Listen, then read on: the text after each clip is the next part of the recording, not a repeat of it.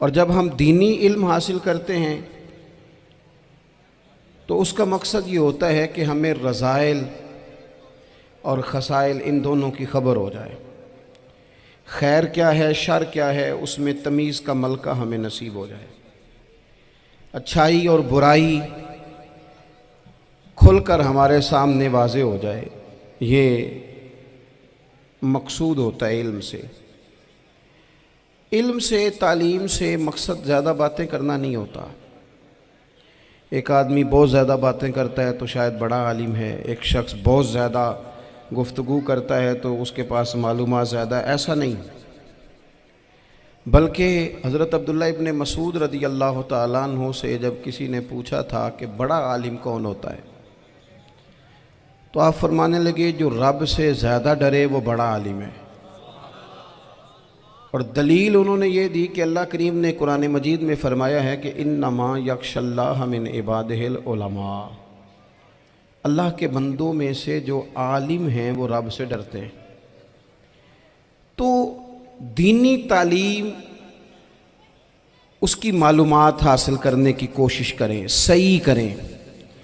कुरान मजीद की एक आयत करीमा का कुछ हिस्सा जो मैंने तिलावत किया, उसमें अल्लाह करीम ने फ़रमाया अपने महबूब से, कहा वकुर रब्बि ज़िदनी इल्मा, ए महबूब आप मेरी बारगाह में ये दुआ मांगें, आप ये अर्ज़ करें कि ए रब मेरे इल्म में इजाफ़ा कर दे, ए मालिक मेरे इल्म में इजाफ़ा कर दे। बहुत सारी चीज़ें ऐसी होती हैं जिनकी ज़्यादती ठीक नहीं होती, वो ज़्यादा हो जाए तो नुकसान करती हैं। लेकिन इल्म एक ऐसी चीज़ है कि जिसके बारे में रब करीम ने कहा कि महबूब आप दुआ मांगें कि आपको ज़्यादा इल्म दिया जाए। और फिर इल्म एक ऐसी चीज़ है कि कोई भी आदमी ये दावा ना करे कि मैंने अब बड़ा हासिल कर लिया है, मेरी अब तकमील हो गई है, मैं अब मुकम्मल हो गया हूँ। जिनको अल्लाह ने गैब के ख़जानों की कुंजियाँ दी हैं ना, उनसे भी रब करीम ने कहा है कि महबूब आप दुआ करें कि मालिक मेरे इल्म में इजाफ़ा कर दे। तो जब वहाँ तक ये बात है तो फिर आम आदमी को भी चाहिए कि वो अपनी मालूमात में इजाफ़े का शौक़ पैदा करे। और तीसरी बात ये कि जो हुजूर के इल्म शरीफ पर बात करते हैं वो भी इस आयत से सीखें कि हुजूर का इल्म तो हर रोज़ रब उसमें इजाफ़ा फरमा रहा है, तो हर रोज़ इजाफ़ा हो रहा है। वलल आखिरतु खैरुल लका मिनल ऊला, हर रोज़ तरक्की हो रही है हुजूर के इल्म शरीफ की भी। तो हमारे यहाँ ज़्यादातर लोग बात इसलिए सीखते हैं कि मैं कोई कहीं से मसला सीखूँगा फिर जाके अपनी मस्जिद के इमाम को तंग करूँगा कि वहाँ तो मैं ये सुन के आया हूँ तो यहाँ ये काम क्यों नहीं होता। मैं कोई बात सीखूँगा तो फिर मैं उससे बहस का दरवाज़ा खोलूँगा। इल्म का मतलब ही अपने आप को संवारना है। मालूमात हासिल करने का मतलब ये कि आपके अमल में पुख्तगी आए, आपके किरदार में पुख्तगी आए, आपने जो सीखा है आप उसके मुताबिक अपने आप को ढालें। मुस्लिम शरीफ में मौजूद है, नबी पाक सल्लल्लाहु अलैहि वसल्लम ने दुआ मांगी है, ए अल्लाह मैं उस इल्म से तेरी पनाह मांगता हूँ जो इल्म तो हो पर नफ़े वाला ना हो। जिस बंदे के इल्म ने उसे नफ़ा नहीं दिया, वो कुछ सीख नहीं सका उससे, तो उसका इल्म किसी को क्या नफ़ा देगा।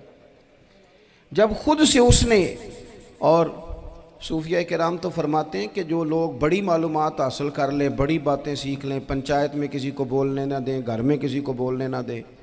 बहुत सारे लोग तो उलमा को भी मशवरा देते हैं, बड़ी बातें करे, लेकिन अमल के लिहाज से बंदा ज़ीरो हो तो अहले दिल फरमाते हैं उसकी सोबत से बचो। उसे बड़ा पता है, बड़ी बातें आती हैं, बड़ी बातें आती हैं, बड़ी बातें करता है, लेकिन गुफ्तगू की हद तक तो बहुत बड़ा है, अमल के मामले में सिफर है। बहुत सारे लोग मस्जिद के हुजरे में मीटिंग हो रही होती है और वो लंबी लंबी दलीलें और मशवरे दे रहे होते हैं, नमाज का टाइम आ जाए तो उठ के चले जाते हैं, कहते हैं मैं अपने महल्ले दी मसीतें पढ़नी। कईयों को काम याद आ जाता है। फरमाया कि शख्स के पास मालूमात बड़ी हों लेकिन अमल के मामले में बंदा ज़ीरो हो तो उससे बचना क्यों? इसलिए कि अगर पढ़ा लिखा आदमी बेअमल हो ना तो वो अपनी बेअमली पर भी दलीलें पेश करता है। वो कहता है मैं ये काम नहीं करता तो ये मेरे पास दलील है। वो तो बेअमली को भी मुज़य्यन कर देगा माज़अल्लाह। तो दीनी तालीम एक तो हासिल इसलिए करें कि हमने अपने आप को संवारना है, और दूसरा इल्म का शौक़ तबीयत में हो। देखे ना, अल्लाह के हबीब सल्लल्लाहु अलैहि वसल्लम ने फरमाया है कि जो इल्म के रास्ते पे चल पड़ा वो जन्नत के रास्ते पे चल पड़ा है।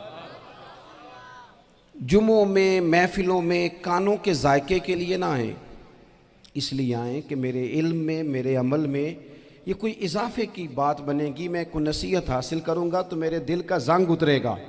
हमारे यहाँ लोग मज़े के लिए आते हैं और आजकल लोग फ़ोटो के लिए आते हैं। इन दो कामों से निकल कर खालिस इस्लाह की नीयत से इल्म का शौक़, हमारे यहाँ तेज़ी से एक हरकत की गई, उलमा का वक़ार ख़राब किया गया और लोगों को दीनी उलूम से दूर किया गया। और इसमें बाज़ बेचारे वाइज़ीन और खुतबा ने भी किरदार अदा किया, जब जाली पीर की तारीफ़ें खोल के की और उसे पता नहीं कहाँ तक। ये स्टेज होते हैं ना, इनमें कोई बंदा अच्छा लगे भी तो उसके लिए दुआ करनी चाहिए, तारीफ़ें नहीं करनी चाहिए। तारीफ़ें उसका कोई फ़ायदा नहीं है, उसको, उस बंदे को तो दुआ का फ़ायदा है। अगर आपको अच्छा लग रहा है तो उसे दुआ दें, उससे ज़्यादा कुछ नहीं करें। और हमारे यहाँ जनाब वो नकीबे महफिल बेचारे की शामत आ जाती है अगर तारीफ़ें थोड़ी करे तो, कहते हैं इन्हों तो ना ही नहीं लेना होता। वो भाई इसके नाम लेने से आपका कद ऊंचा होता है।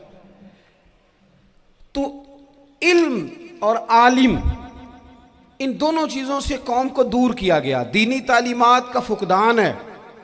जो मैट्रिक तक लोग 60-70 किताबें पढ़ जाते हैं उन्हें भी कुरान पाक ठीक से नहीं पढ़ना आता, दूर किया गया। आप मुझे बताइए, चले एक मस्जिद ही आप देख लें, उस मस्जिद के अंदर अगर एक तरफ एक आलिम दीन मिशकात शरीफ खोल के बैठे हों, हदीस पाक का दर्स हो रहा है, या बाहर शरीयत खोल के बैठे हैं, फ़िक़ही मसाइल बयान किए, और उसी मस्जिद में एक बाबा जी जुब्बा पहन के तगड़ा सा बड़ी सी पगड़ी बांध के और 500 दाने वाली तस्बीह लेके बैठे हैं।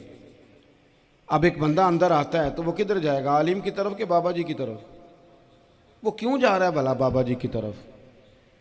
वो इसलिए कि हमने उसे ये बताया ही नहीं कि जिस तरह सुभान अल्लाह सुभान अल्लाह सुभान अल्लाह पढ़ना इबादत है ना, इसी तरह दाराबा दाराबा पढ़ना भी इबादत है। उसे हमने बताया नहीं कि जब तक इल्म के रास्ते में रहना भी इबादत है, जब तक उसे ये समझ नहीं ना आएगी कि जिस तरह वज़ाइफ की किताब पढ़ना इबादत है, इसी तरह मिशकात शरीफ पढ़ना भी इबादत है, हदीस बुखारी का दर्स लेना भी इबादत है, मुस्लिम शरीफ की अहादीस पर अपने असातिज़ा से बैठकर दुरूस पाना भी इबादत। जब तक ये पूरा मिजाज देखे ना, नबी पाक सल्लल्लाहु अलैहि वसल्लम ने फरमाया रात की एक घड़ी भर दीन सीख लेना सारी रात नफल पढ़ने से बेहतर है।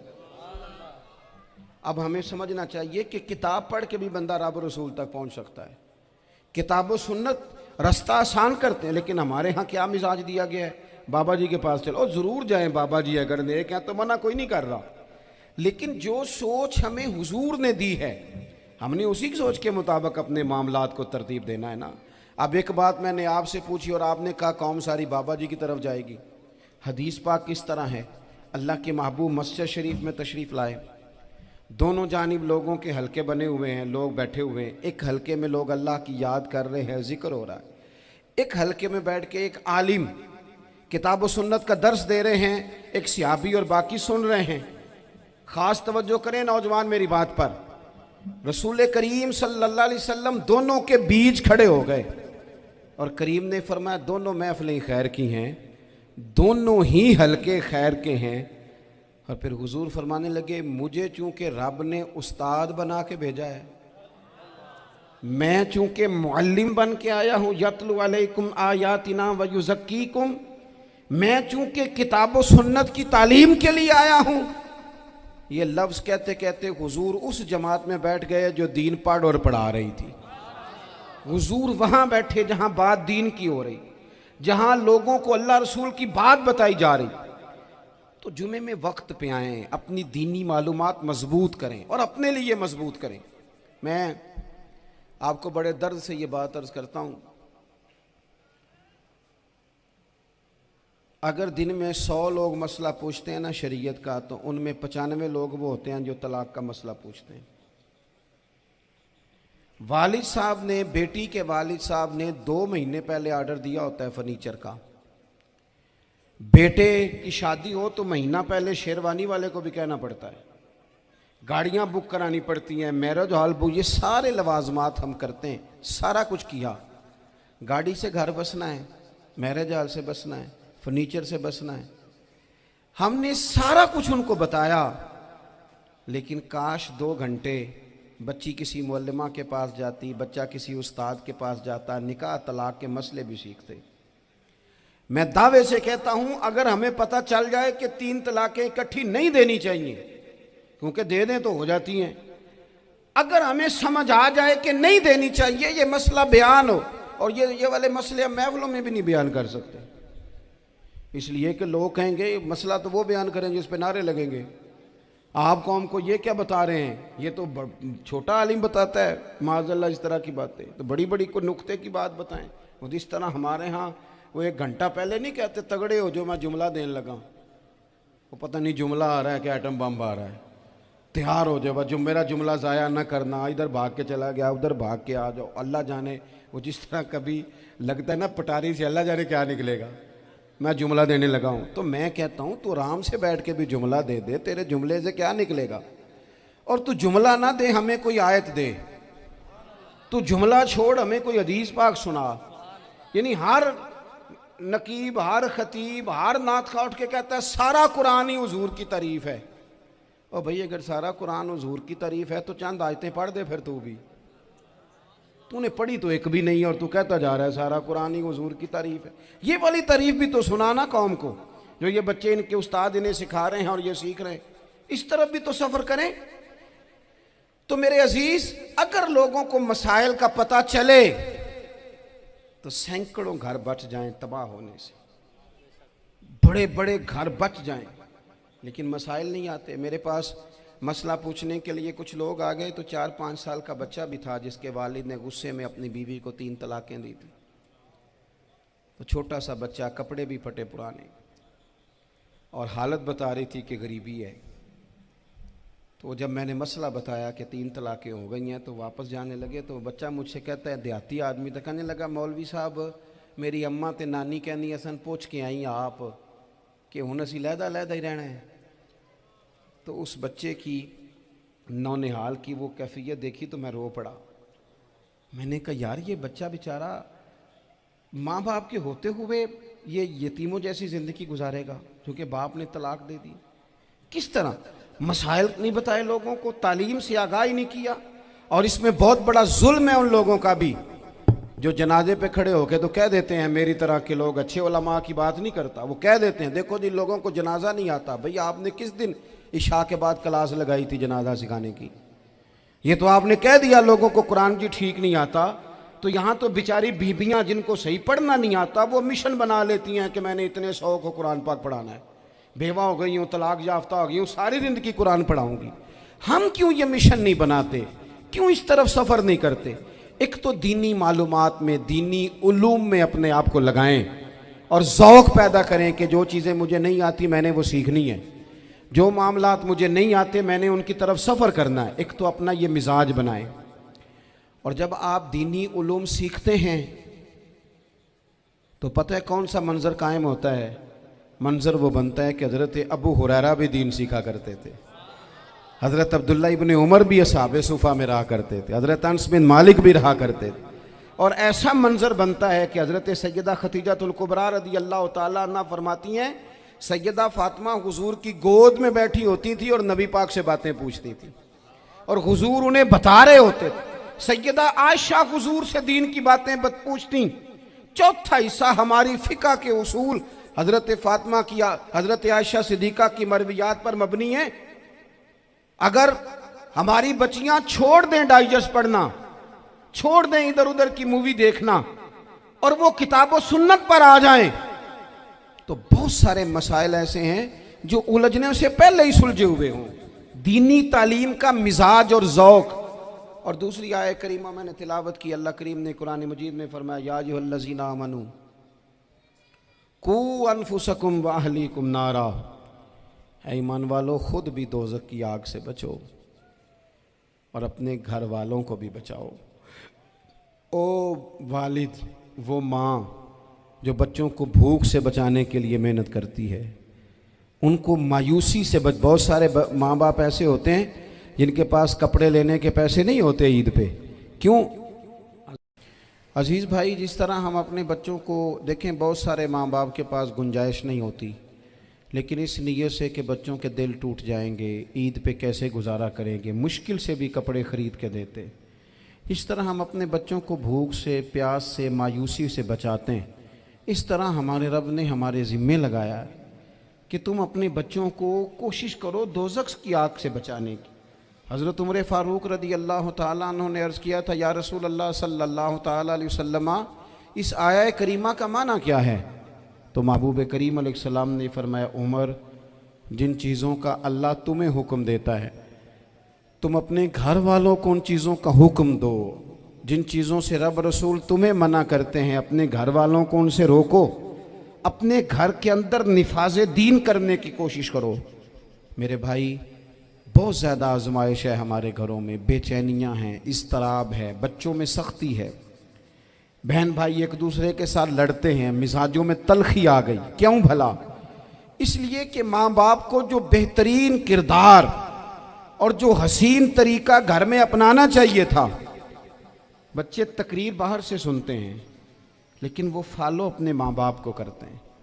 अगर माँ बाप में हौसला हो, सब्र हो, इत्मीनान हो, खुददारी हो, थोड़े पर गुजारा करने का मिजाज हो। देखे ना, आज डिप्रेशन है, टेंशन है, पैनिक्स अटैक्स हैं, बड़ी सारी चीज़ें आ गई हैं। क्यों भला? सब्र नहीं, तहम्मुल नहीं, बुर्दबारी नहीं। आजमाए। एक दिन एक बच्चा मेरे पास आ गया मदरसे का और आके वो रोने लगा। मेरे घर वाले कहने लगे खाना छोड़ दें, पहले इसकी बात सुन ले। मैंने कहा पुत्र क्या हुआ, किसी ने मारा है किसी उस्ताद ने? कहने लगे नहीं हजरत, घर फ़ोन किया था तो मेरी अम्मा और अब्बा की लड़ाई हो रही है। बच्चा कांप रहा है, टांगे कांप रही हैं। मैंने कहा क्या हो क्या गया तुम्हें पुत्र, लड़ाई हो रही है तो घरों में हो ही जाती है। कहने लगे नहीं, आपको पता नहीं, वो बड़ा सख्त लड़ते हैं। मेरे वालिद जब मेरी वालदा को मारने के लिए आगे बढ़ते हैं तो हम सारे चार पंजों के नीचे छुप जाते हैं, हमें खौफ आता है, वो मंजर खतरनाक होता है। ये कौन तकलीफ दे रहा है अपने बच्चों को? यहाँ बैठे हमारे यहाँ मीलों दूर रहते थे उसके घर वाले, तो वो तकलीफ में था, तो घर में क्या कैफियत होगी? अगर हौसला हो, सब्र हो, कनात हो, अल्लाह के दिए हुए थोड़े रिस्क पर हमें राजी रहना आता हो, हमारे घरों में सुकून आए, इत्मीनान आए, हम जो ज़िंदगी बड़ी खुशी खुशी गुजार सकते हैं। हमारे मिजाजों का लालच, हमारी तबीयतों की बेराह रवी, हमारी झूठी अना का बुत, उन सारी चीज़ों को ख़त्म कर देता है।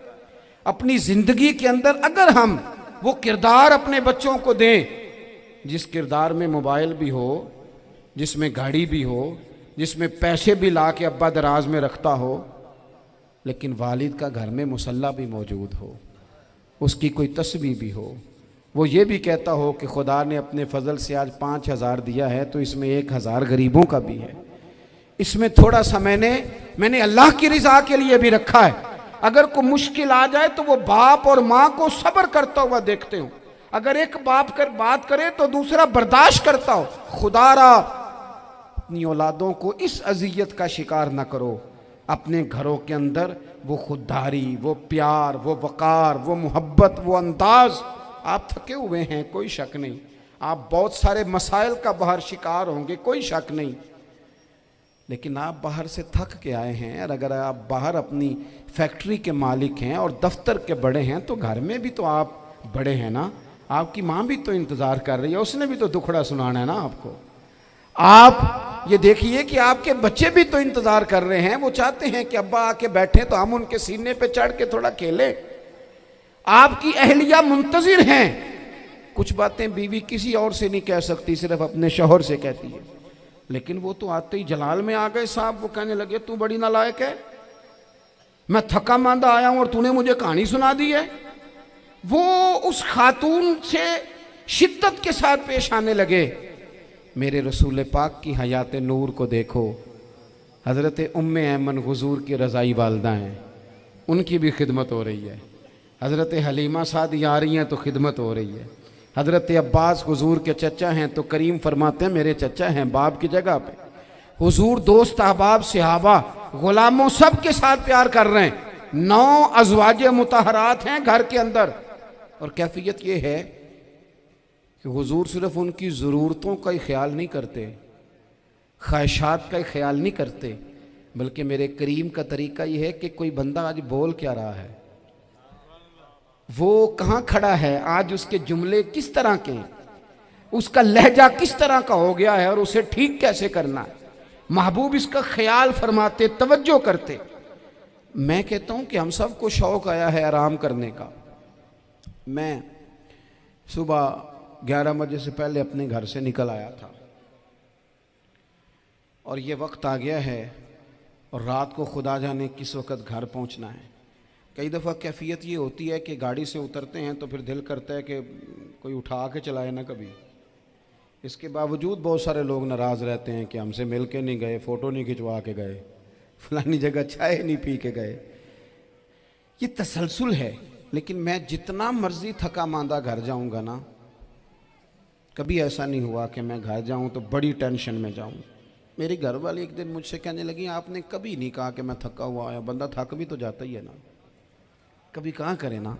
मैंने उसे कहा पता क्यों नहीं कहता, इसलिए नहीं कहता कि मैं नहीं चाहता कि मेरे बच्चे ये कहें कि हमने दीन नहीं पढ़ना, हमारा बाप तो बड़ी मुश्किल में है।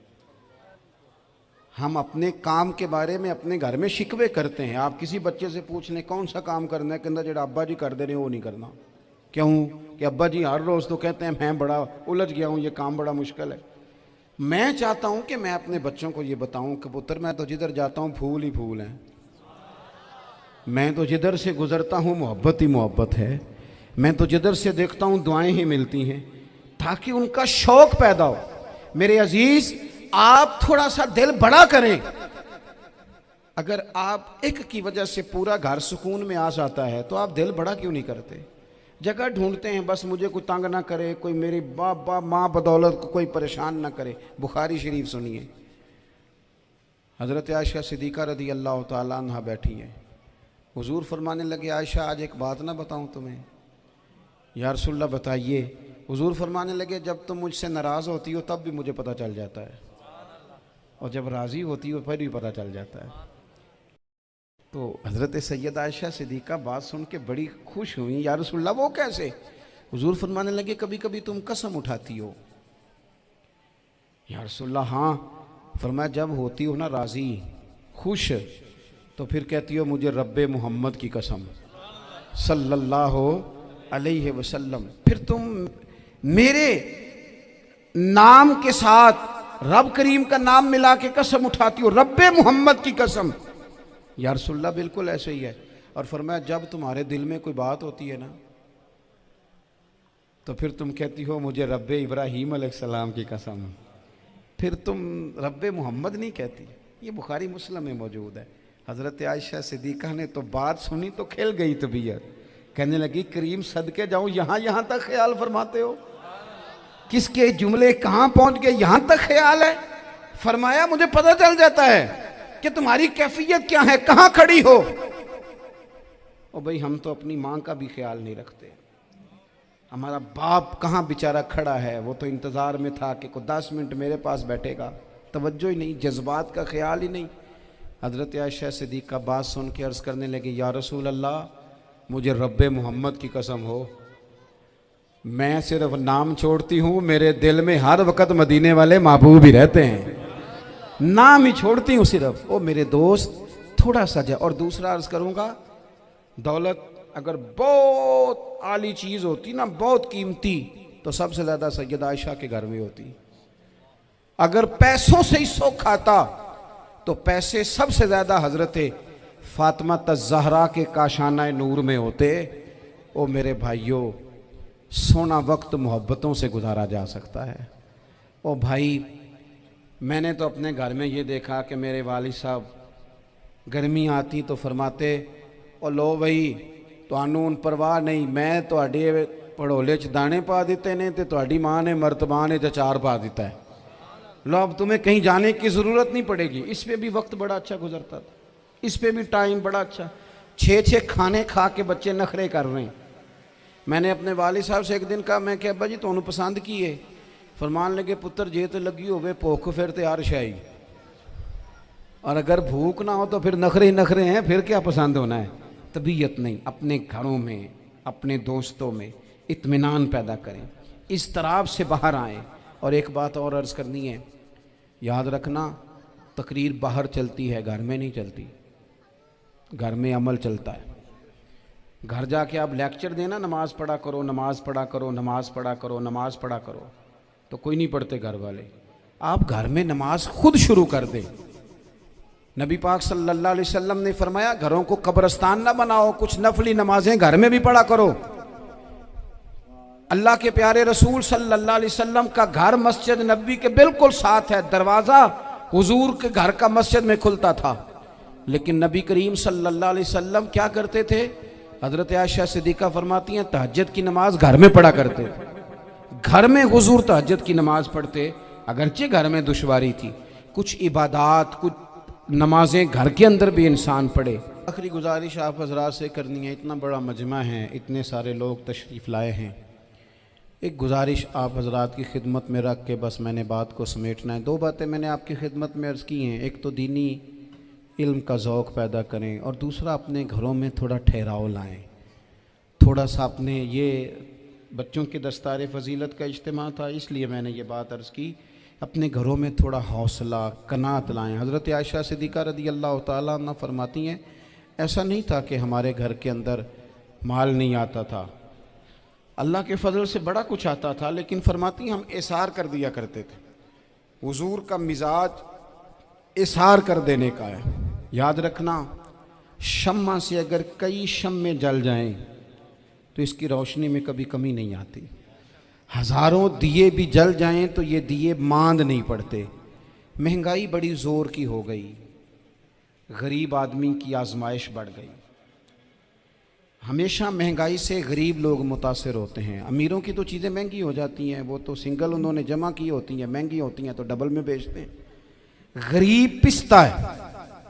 लेकिन दुख की बात यह है कि हम एक दूसरे का साथ नहीं देते। मकरूज़ ज़हनी अज़ियत का शिकार है। 3 दिन है ना ईद के, तो एक जोड़े से भी गुजारे जा सकते हैं, एक से भी। अक्सर लोग तो वैसे ही ईद की नमाज़ पढ़ के सो जाते हैं, और जो बेदार भी हैं वो भी कपड़े बदल करके जानवर के ज़िबा में मशगूल हैं।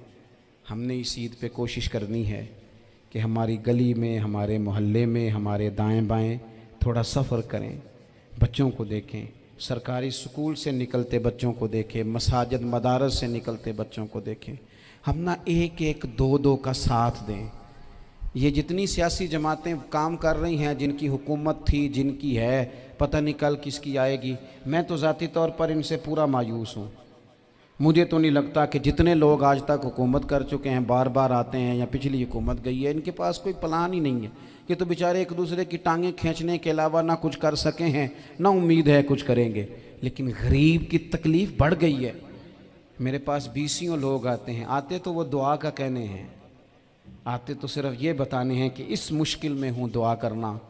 लेकिन दोस्तों, लोगों की बातें सुन के बड़ी तकलीफ़ होती है। हम क्या किसी की मदद कर सकते हैं? हमारे लिए तो मदारस चलाने मुश्किल हैं, लेकिन लोग अज़ियत का शिकार हैं। ज़हनी कर्ब के नीचे लोग आ गए, इतनी बड़ी अज़ियतें खड़ी कर दी गई हैं। थोड़ा थोड़ा देखो, 2 का खाना 3 भी तो खा ही सकते हैं ना, 3 का खाना 4 भी तो खा ही सकते हैं ना। मेरे महबूब ने हमें ये नहीं कहा था ज़्यादा गोश्त पकाना, बल्कि रसूल पाक ने तो रंग ही बड़ा सादा दिया है। करीम ने फरमाया, आयशा शोरबा ज़रा ज़्यादा कर लो, पड़ोसियों को भी सालन दे देंगे। थोड़ा शोरबा ज़्यादा कर लो, इसी को बढ़ा लो, थोड़ा शोरबा बढ़ा लें, थोड़ा थोड़ा एक दूसरे की मदद करें, दस्त शफ़क़त रखें। गलियों में सुनसान लोग, अब तो लोग एक दूसरे से दुख भी नहीं कहते, वो कहते हैं देना किसी ने है कुछ नहीं, और तमाशा अलग से बन जाएगा। दोस्तों, हमने खुद एक दूसरे का हाथ बटाना है। जो लोग साहिब सरबत हैं, देखो, एक ही बाप की औलाद होती है, एक को अल्लाह बड़ा नवाज देता है, 2-3 कमज़ोर रह जाते हैं, उसको चाहिए वो दूसरों पे दस्ते शफकत रखे। एक गली में सारे लोग एक ही कबीले के, एक ही इलाके के, एक आगे निकल गया है, उसे चाहिए वो दूसरों का ख्याल करे। अजीज़ भाइयों, हमने इस कमर तोड़ महंगाई के दौर में, मैंने जुमे में अमीर लोगों से कहा था कि कुर्बानियाँ करनी तो है ही, तो तुम तो सारा साल गोश्त खाते हो। क्या आपको बताऊं कि हम उस वतन में रहते हैं जहां फ्रिज और फ्रीज़र बड़ी इससे पहले ज़्यादा बिकते हैं। फ्रिज नहीं ले आओ, बड़ी ले आओ, चूँकि गोश्त सेव करना है, सारा साल भी तो मिलता है ना अमीरों। मैंने तो कहा था उस गांव में ले जाओ जहां कुर्बानी कोई नहीं कर रहा, ज़िबाई वहां जाके कर लो, थोड़ी सी गुंजाइश बनाएं अपने दिलों में। ये ज़रूरी नहीं कि सामने वाला आपका शुक्रिया भी अदा करे। हज़रत आयशा सिद्दीक़ा रज़ी अल्लाह ताला अन्हा, अम्मा जी एक कनीज़ रखी हुई थी, हज़रत उस्मान गनी ने दी थी कि आपकी खिदमत करेंगी, तो वो कनीज़ कहती है कि अम्मा जी तो मेरी भी रोटियां पका देती थी, वो तो मेरे लिए भी खाने का अहतमाम कर देती थी, लेकिन कोई दरवाज़े पे अगर मांगने आता तो हज़रत आयशा सिद्दीक़ा मुझे कहती इसे खैरात दे आओ। तो मैं कहती अम्मा जी ये काम तो लोग दौड़ के करते हैं और आप ये मुझे कह रही है मैं कर दूं? तो हज़रत आयशा फरमाती जब कोई बंदा किसी को देता है तो वो शुक्रिया अदा करता है। मैं चाहती हूँ वो शुक्रिया भी तेरा ही अदा कर जाए, मैंने जो अजर लेना है वो रब की बारगाह से लेना है। तो मेरे भाई अपनी ज़िंदगी में थोड़ा सा तो दिल बड़ा करें, थोड़ी थोड़ी गुंजाइश पैदा करें। और ये ज़रूरी नहीं कि उस बंदे का आपसे बड़ा अच्छा सलूक ही हो, ना भी हो उस गरीब का सलूक अच्छा, तो बाज़-औक़ात बंदा गरीबी में तल्ख भी तो हो ही जाता। बाज़-औक़ात इंसान पे गुर्बत ज़्यादा आ जाए तो उसकी तबीयत भी तो, बीमार आदमी सख्त भी तो हो जाता है। तो मेरी आपसे ये गुजारिश है कि ये जो दिन चल रहे हैं वो हमारे यहाँ हमारे हुक्मरान कहते हैं मज़ीद सख्त फ़ैसले करने पड़ेंगे। वो मैंने कहा तुम्हारे लिए तो आसान है, इसलिए कि तुम तो जिस दफ्तर में बैठ के फ़ैसला करते हो उसकी तो बत्ती कोई नहीं जाती, तुम्हें क्या पता हो, वहाँ तो एसी भी 1 मिनट के लिए बंद नहीं होता। ये तो उससे पूछो बाप से कि जो ईद से पहले अपनी बीवी से मशवरा कर रहा है कि ईद आ गई है, अगर बेटी के घर कपड़े ना भेजे तो उसकी सास बातें करेगी। ये छोटी ईद गुजरी थी ना, तो हमारे यहाँ कुछ लोग समझते हैं कि सखावत सिर्फ रमज़ान में ही करनी है, और रमज़ान में सवाब ज़्यादा है, वरना राशन वंडन वाले और लोग को ईदों बाद भी भूख लग दीजिए, ईद के बाद भी उसी तरह ही गरीब के साथ पेट होता है, लेकिन तवज्जो नहीं। एक तो ज़ौक़ इल्म पैदा करें, एक अपने घर में इत्मीनान का माहौल लाएं। तीसरी गुजारिश ये है कि महंगाई और सख्ती के इस दौर में अपने मुसलमान भाइयों का, अजीज़ों का, अहले मोहल्ला का हाथ बटाएं, प्यार करें। जुनैद बगदादी रहमतुल्लाह ताला अलैह तकरीर कर रहे थे तो एक शराबी पे असर हो गया, दौड़ा हुआ आया, कहने लगा हुजूर हर रोज शराब पी है, 40 साल हो गए शराब पीते, आपकी बातें दिल को लग गई हैं, लेकिन आज तौबा करूंगा तो अल्लाह माफ कर देगा। तो हज़रत जुनैद बगदादी फरमाने लगे तेरा कोई इंतजार कर रहा है? तो कहने लगा हुजूर नशइयों का, शराबियों का कौन इंतजार करता है? कुछ जमाना अम्मा इंतजार करती थी, अब समझ गई वो नहीं आएगा। कौन इंतजार करता है? समझ गई वो नहीं आएगा। कुछ अरसा बीवी ने इंतजार किया, समझ गई किसी नाली में पड़ा होगा, नहीं आएगा। बहन भाई बाल बच्चे इंतजार करना छोड़ गए, अब मेरा कोई नहीं इंतजार कर रहा। तो हज़रत जुनैद बगदादी रो पड़े, फरमाने लगे नहीं, रब की रहमत तेरी तौबा का अभी भी इंतजार कर रही है, खुदा का करम तेरी तौबा का इंतजार कर रहा है, आजा, दरवाजा खुला हुआ, लौट आया। वो शख्स कहता है जब बात सुनी तो अल्लाहू अकबर कहा, कपड़े फट गए, कदमों में गिरा, वुजू किया, गुस्ल किया, मस्जिद आया, कहने लगा या अल्लाह तू वाकई राजी है, वाकई राजी है। तो फरमाते हैं जब वो रो रो के ये दुआ कर रहा था तो मस्जिद के हर कोने से आवाज आने लगी, तूने सच्ची तौबा कर लिया तो तेरा रब राजी हो गया है, इनको पकड़ के लाओ। और हजरत जुनैद ने ये बात सीखी कहां से? हजरत सीरी सख्ती से। हजरत सीरी सख्ती आपके मुर्शद तो गुजर रहे थे गली में, एक दरख्त के नीचे रश बड़ा था, दरख्त था तो लोग वहां इकट्ठे थे, रश था तो आपने कहा जुनैद पता तो कर यहाँ क्या है? लोगों ने कहा हुजूर एक शराबी शराब के नशे में मस्त ऑल फॉल बोल रहा है और लोग तमाशा देख रहे हैं। हजरत गए, छड़ी हाथ में थी, जवानों से कहा चलो निकलो भागो, सब लोग चले गए। तो फरमाया जुनैद जा प्याले में पानी ला। फरमाते मैं पानी लाया तो हजरत ने अपने हाथों से उसका मुंह धो डाला, अल्लाह करे इनका कोई मुंह धोने वाला ही आ जाए, अल्लाह करे कोई आए जो इनका मुंह धो डाले। ये तो बेचारे अब उलझ गए गुनाह में, कोई आए इनका बाजू थामे, मुंह धो डाला और धो के ना मुंह, तो रब करीम के वली की आंखों में आंसू आए और कहने लगे अल्लाह मैंने मुंह इसलिए धोया है कि जितने लोग शराब की बू सूंघेंगे इसके शराबी होने पे गवाह बनेंगे।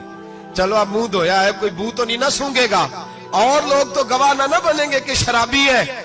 और फिर रो के कहने लगे ए अल्लाह जो मेरी ताकत थी वो मैंने कर दिया, अब जो तेरे कब्जे में है तो भी रहमत फरमा। मेरी ताकत में मुंह धोना था, मैंने धो डाला है, तू दिल धो दिया करता है, मेहरबानी कर इसके दिल को भी सफाई अता फरमा दे। ये कह के चले गए। फरमाते हजरत जुनैद में तहज्जुद का वुजू करा के जनाबे सिरी शक्ति को मस्जिद में लेके पहुंचा तो वो शराबी मुझसे पहले मस्जिद में बैठा हुआ था और आवाजें आ रही थी, सिर्री तूने मुंह धोया था तो हमने दिल भी धो डाला है, धो डाल इनके बाजू।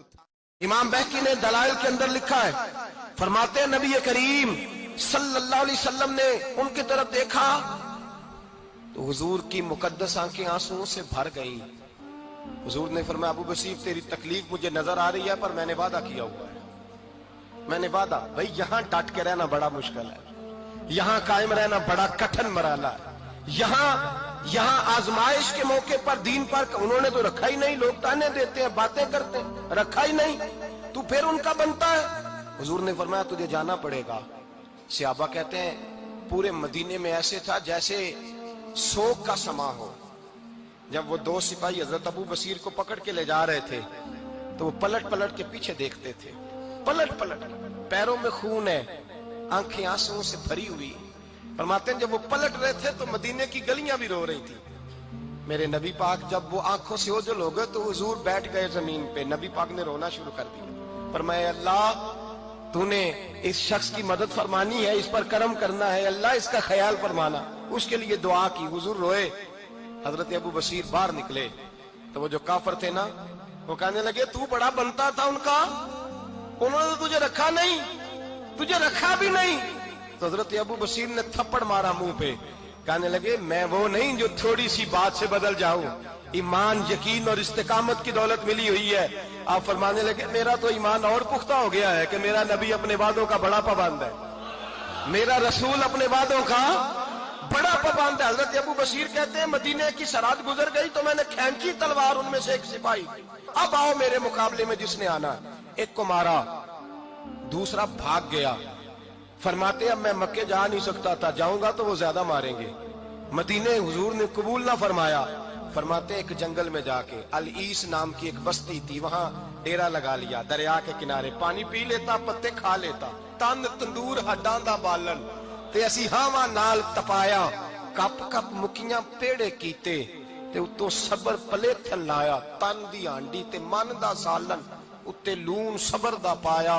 गुलाम फरीदा वे मैं सारी तेरी, गुलाम फरीदा वे मैं सारी तेरी, तेनू अजे यकीन नहीं आया। फरमाते सालों पत्ते खाए, अब जो भी वहां से तंग होता वो मेरे पास आके पना लेता, जिसको मक्के वाले मारते मेरे पास आके कहते, ताने देने वाले आके कहते हो तुम किस तरह के नौकर हो, तुम्हें तो उन्होंने रखा ही नहीं। हमने कहा चुप कर जा, वो हमारे आका हैं, वो हमारे आका हैं, रखे तब भी ठीक है, ना रखे अल्लाह अकबर। ईमान देखो, कुव्वत देखो, ਜਿਹੜੀਆਂ ਖਸਮਾਂ ਦੀ ਵਿੱਚ ਰਜ਼ਾ ਵਸਣ, ਭਾਗ ਜਾਗ ਜਾਂਦੇ ਉਹਨਾਂ ਗੋਲੀਆਂ ਦੇ ਤੇ ਮੈਂ ਗੁੱਡੀ ਹੱਥ ਡੋਰ ਸੱਜਣ ਦੇ, ਉਹ ਜਿੰਜ ਰੱਖੇ ਉੰਜ ਰਹਿਣਾ, ਵਾਜਬ ਨਹੀਂ ਜੇ ਵਿੱਚ ਸ਼ਰੀਅਤ ਮੰਦਾ ਖਸਮ ਨੂੰ ਕਹਿਣਾ। फरमाया बस ठीक है, जिस तरह हुजूर राजी वैसे ही हम राजी। हजरत अबू बसीर रदी अल्लाह तआला अन्हु के पास 300 सहाबा इकट्ठे हो गए, 300। हजरत अबू बसीर जब मदीने की सरहद से गुजर रहे थे ना तो नबी पाक ने एक आवाज दी थी, फरमाया अबू बसीर एक वक्त आएगा कि मेरा पैगाम तुझ तक पहुंचेगा, एक टाइम आएगा। हजरत अबू बसीर से जब कोई कहता ना कि जिंदा किस बात पे हो तो फरमाने लगे मुस्तफा के फरमान पे बड़ा यकीन है, बुलावा आएगा, मुझे बुलावा, मुझे यकीन है कि मुझे बुलावा, बड़ी उम्मीद है सरकार कदमों में बुलाएंगे और करम की जब नजर होगी मदीने, मुझे यकीन है कि मुझे बुलावा। हजरत अबू बसीर रदी अल्लाह तआला अन्हु फरमाते हैं कि वक्त गुजरता गया, 300 लोग इकट्ठे हो गए। जब कोई मुसलमानों का काफिला मक्के के पास से गुजरता तो मक्के वाले लूट लेते थे। हुजूर ने भी इजाजत दी मदीने वालों को, अगर उनका काफिला कोई आए तुम्हें भी हमले की इजाजत है। कुफर का माल माले गनीमत है। हजरत अबू बसीर कहते हैं जब भी हमारे करीब से वो रास्ता था शाम की तरफ जाने का, जब भी काफिर गुजरते हम उनके काफिले पकड़ लेते, लूटते, हम भी उनको उस तरह की सजा देते जो मुसलमानों को देते थे। फरमाते उनका जीना मुहाल हो गया। हाथ बांध के नबी पाक की बारगाह में गए, कहने लगे ये शेख खत्म फरमा दे और आप उनको बुला ले, बुला ले। हजरत अबू बसीर फरमाते मैं बूढ़ा आदमी था, दिन भर मैं काम करता, मेहनत करता, उस इलाके में खेती बाड़ी करता।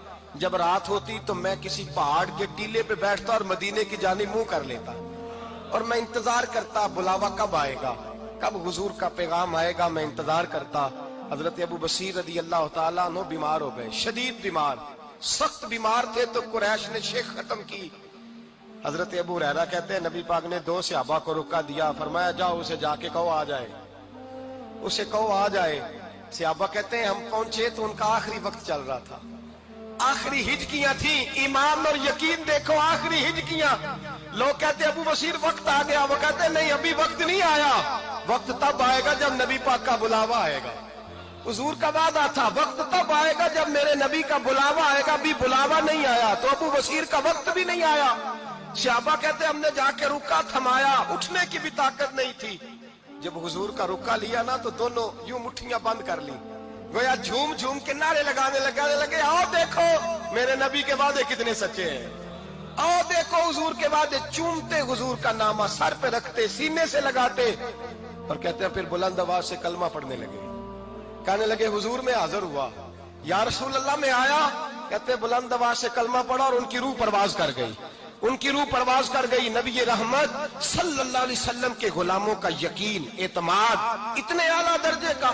कमजोर मुसलमान, दाएं बाएं देखता मुसलमान, कुफर के वादों पर एतबार करता, यहूदी ईसाई और सिख के वादों पर एतबार करता, दुनियादार ठग और चोर के वादों पर एतबार करता, ये रब करीम के वादे पर एतबार नहीं करता। ये अल्लाह रसूल के साथ अपनी तवज्जो को मबजूल नहीं करता। मेरे रसूल करीम सैयद आलम सल्लल्लाहु अलैहि वसल्लम के गुलामों ने एतमाद करके, यकीन करके हमें बतलाया है कि जब तेरे पास यकीन की दौलत होती है फिर तो दुनिया का ताकतवर आदमी होता है। जब तेरे पास ईमान की कुव्वत होती है तो दुनिया का सबसे मजबूत शख्स होता है। अपने आप को मजबूत करें, अपने अंदर ईमान की तवानाई पैदा करें। ये झूठे वादों पर, झूठी तसल्लियों पे अपने आप को जिंदा ना रखें, ना देखें दाएं बाएं क्या हो रहा है, तवज्जो सीधी अल्लाह रसूल की जानिब रखें। मजबूत ईमान पैदा करें, तगड़ा, दानाई वाला। एक हदीस मैंने अल बदाया में पढ़ी और जब रवायत पढ़ी ना तो पढ़ के मैंने किताब बंद कर दी। मैंने कहा बस भाई अब इससे आगे कहां जाना है किसी ने, ये तो हद है। दुनिया के अंदर जो लोग अपना घर सही मानों में इखलाकी तौर पर और तरबियती और इल्मी तौर पर मुरतब करने में कामयाब हो जाते हैं, वो दुनिया के बड़े कामयाब लोग होते हैं। और दुनिया में सबसे मजबूत आदमी वो होता है जो अपने घर के अंदर मजबूत होता है। जो घर से टूट जाता है, बिखर जाता है, अपने घर के माहौल को संभाल नहीं पाता, वो दुनिया में कोई कारनामा सर अंजाम नहीं दे पाता। बहुत सारे लोग हमें बहुत सारी जगहों पे इसलिए उलझे, बिखरे और टूटे हुए नजर आते हैं कि घर के अंदर परेशान होते हैं। घर के अंदर का माहौल अगर मजबूत हो जाए और मानाखेज हो जाए और उसकी वजह से इंसान का जहन, दिल ठंडा रहे तो वो बाहर भी तवानाई के साथ काम कर सकता है। अल्लाह ताला ने कुरान मजीद के अंदर हमें हुक्म दिया कि या अय्युहल्लज़ीना आमनू कू अनफुसकुम व अहलीकुम नारा, ऐ ईमान वालों खुद भी दोज़ख की आग से बचो और अपने घर वालों को भी बचाओ। सिर्फ उनके लिए रोजी रोटी का, रिहाइश का, खाने पीने का, पहनने का बंदोबस्त माँ बाप के जिम्मे नहीं लगाया, बल्कि ये भी बाप के जिम्मे लगाया कि ये भी बंदोबस्त तू करके तेरे बच्चे दोज़ख से बचें। उनके लिए ऐसे माहौल को फराहम करके उनकी तवज्जो उन कामों की जानिब हो जाए जो काम जन्नत में ले जाने वाले। ऐ ईमान वालों खुद भी दोज़ख की आग से बचो और अपने घर वालों को भी बचाओ। हजरत उमर फारूक रदी अल्लाह ताला अन्हु इस आया करीमा के नुज़ूल के बाद अर्ज गुजार हुए कि या रसूल अल्लाह सल्लल्लाहु ताला अलैहि वसल्लम, इस आयत का माना क्या है? तो हुजूर अलैहिस्सलाम ने फरमाया इसका बड़ा सादा माना है कि जिन कामों का अल्लाह रसूल तुम्हें हुक्म देते हैं तुम उन कामों का अपने घर वालों को हुक्म दो, और जिन कामों से अल्लाह रसूल तुम्हें मना करते हैं तुम उन कामों से अपने घर वालों को रोको, बचाओ। अजीज भाइयों, घर की तामीर, घर की तरबियत, घर के अंदर आला माहौल का कायम करना ये बाप की और मां की जिम्मेदारी होती है। उन्होंने अपने घर के माहौल को किस तरह ठीक रखना है? सबसे पहले तो उन्होंने आपस की लड़ाई को कैसे खत्म करना है, उसमें किस तरह उन्होंने बच्चों के लिए आसानी करनी है, और घर में किस तरह ये माहौल बनाना है कि बच्चों का शौक बने कि वो तालीम की तरफ बढ़े, उनके अंदर रगबत पैदा हो कि वो नमाज, रोज़ा, इबादत और इखलाकियात के उन्वान पर कामयाबी। ये जिम्मेदारी है और ये नाजुक मसला है। ये घर के अंदर को 10-15 मिनट 20 मिनट नसीहतें करने से ये मसला हल नहीं होता। इसके लिए प्रॉपर अपने आप को तब्दील करना पड़ता है। हमारे बच्चे वो नहीं करते जो हम कहते हैं, हमारे बच्चे वो करते हैं जो हम करते हैं। हमारा बाहर तकरीर चलेगी, घर के अंदर किरदार चलेगा। तो घर को कैसे सजाना संवारना है, उसके लिए हमारे नबी पाक अलैहिस्सलाम ने जो हम पर लातादाद बेशुमार एहसानात किए, एक एहसान ये भी किया कि महबूब ने फरमाया तुम्हारे लिए जरूरी है कि अपने नबी के घर वालों से प्यार करो। कुल्ला असअलुकुम अलैहि अजरन इल्लल मवद्दत फिल कुर्बा। है महबूब अलैहिस्सलाम, आप अपने गुलामों से फरमा दें कि मैं तबलीग दीन पर तुमसे कोई अजर नहीं मांगता, हाँ मेरे करीबियों से प्यार करते रहना। ये जो मेरे करीबी हैं, ये जो मेरा घर है, अज़वाजे पाक हैं, चारों शहजादियां हैं, बिलखुसूस मौला अली शेर खुदा, सैयदा फातिमा ज़हरा, इमाम हसन, इमाम हुसैन, ये जो लोग हैं इनसे प्यार करना, अकीदत रखना। क्यों कि हुजूर अलैहिस्सलाम फरमाते मैं 2 चीजें तुम्हें देकर जा रहा हूं, आप ज्यादा गौर करेंगे मेरी बात पर। अल्लाह ताला आपको महंगे महंगे मोबाइल दे, वीडियो भी आप जरूर बनाएं, मना नहीं करता, पर तवज्जो मेरी बात पर करें, देखें मेरी तरफ, ताकि मैंने थोड़ी सी बातें करनी है, जल्दी बात खत्म करने का आदी हूं। हुजूर फरमाते मैं 2 चीजें तुम्हें दे के जा रहा हूं, इन्हें थाम के रहना, गुमराही तुम्हारे पास नहीं आएगी। बातों को गहराई से समझा करें, ये 2 चीजें जो पकड़ लेगा गुमराह नहीं होगा। या रसूल अल्लाह सल्लल्लाहु ताला अलैहि वसल्लम करम फरमाए। हुजूर फरमाने लगे कि अल्लाह की किताब कुरान तुम्हें दे के जा रहा हूं, और दूसरा अपना खानदान तुम्हें दे के जा रहा हूं। मेरे खानदान की तरफ देखना, किरदार व अमल देखना, सुबह शामें देखना। अगर हम नबी पाक अलैहिस्सलातु वस्सलाम की जो आइली और जाती और घरेलू जिंदगी है उस पर कभी गौर करें तो नबी पाक अलैहिस्सलाम ने अपना घर कैसे सजाया सवारा और हमें क्या तलकीन इरशाद फरमाई, ये काबिले गौर पहलू। और मैं फिर वही बात दोहराऊंगा कि घर से मजबूत हो गए तो बाहर भी बड़े मजबूत हो जाएंगे, लेकिन अपने पौधे खुश्क रहें और इधर उधर इंसान बागबानी करता फिरे तो उसे कहा जाएगा यार तेरे अपने पौधे तो खुश्क हो गए हैं और तू दूसरों को मशवरा दे रहा है कि फलां काम करोगे तो फल ज्यादा आएगा। तो अपने घर के अंदर भी तो बहुत सारी तवज्जो दे, इस पर भी तो गौर कर। अल्लाह के प्यारे रसूल सल्लल्लाहु ताला अलैहि वसल्लम की मुकद्दस जिंदगी में आपको मिलेगा कि हुजूर अपने घर वालों को वक्त देते थे, हुजूर टाइम देते थे। हम टाइम नहीं देते घर में। हमारा टाइम दोस्तों के लिए है, दावतों के लिए है, सैरों के लिए है, आने जाने के लिए। और फिर अगर घर में वक्त मिल भी गया तो पहले बच्चों से कहना पड़ता था मोबाइल जरा कम इस्तेमाल करो। अब तो बच्चे पैगाम भेज दें कि अब्बा जी से कहो घर आए तो जरा मोबाइल तो छोड़ दें थोड़ी देर के लिए। अब तो बड़ों से कहना पड़ता है माजरत के साथ कि भाई घर वाले इंतजार कर रहे हैं, कोई बात करना होगी, छोड़े इसे, तवज्जो दें, बात सुने। नबी पाक अलैहिस्सलाम अपने घर में टाइम देते। घर वाले देखे ना, हम अपने वालिदैन को भी टाइम नहीं देते, वक्त नहीं देते। और रात को बेटा आता है 10-11 बजे वालिद और वालदा के कमरे में, तो वो आके पूछता है दवाई खाई थी, किसी चीज की जरूरत तो नहीं है, खाना चाहिए, कोई आपको कोई चीज चाहिए, खड़ा खड़ा। ये तो काम MBBS डॉक्टर करता है। रात को जब वो वार्ड में आता है कोई स्पेशलिस्ट डॉक्टर, वो आके पूछता है दवाई खा ली है, कुछ आप डॉक्टर हैं, आप मरीज देखने आए हैं, आप किसी गैर से मुलाकात करने आए हैं?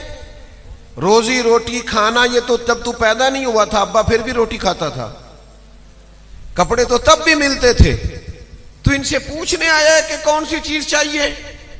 तुझे तो तेरा दीन कहता है, तो अपने मां बाप की रजा समझ जा, रजा। तू गौर कर, क्या सोचते हैं, क्या बात करना चाहते हैं, क्या बताना चाहते हैं, उनकी चाहते क्या है, ख्वाहिशात क्या, तू इनको समझ, इनको टाइम दे।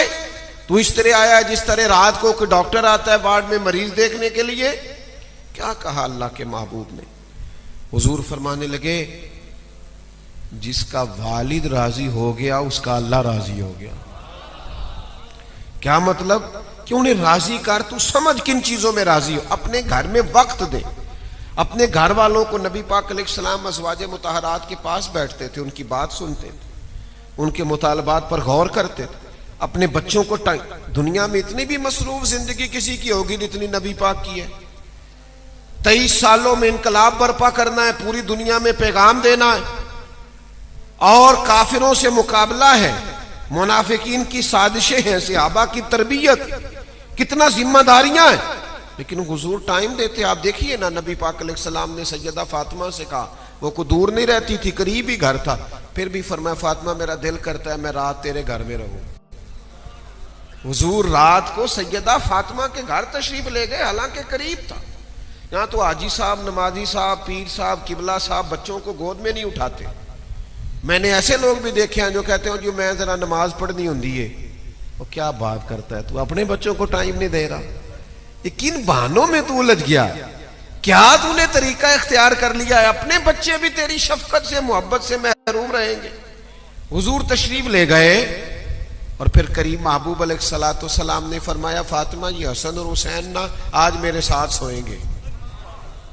एक साइड पे हुजूर ने इमाम हसन को लिटाया, दूसरे पे इमाम हुसैन को। रात का वक्त हुआ तो इमाम हसन ने दूध मांगा, तो महबूब खुद उठे, दूध डाल के दिया। उतनी देर में इमाम हुसैन भी मांग लिया। फरमाया नहीं भाई, पहले तो हसन को मिलेगा।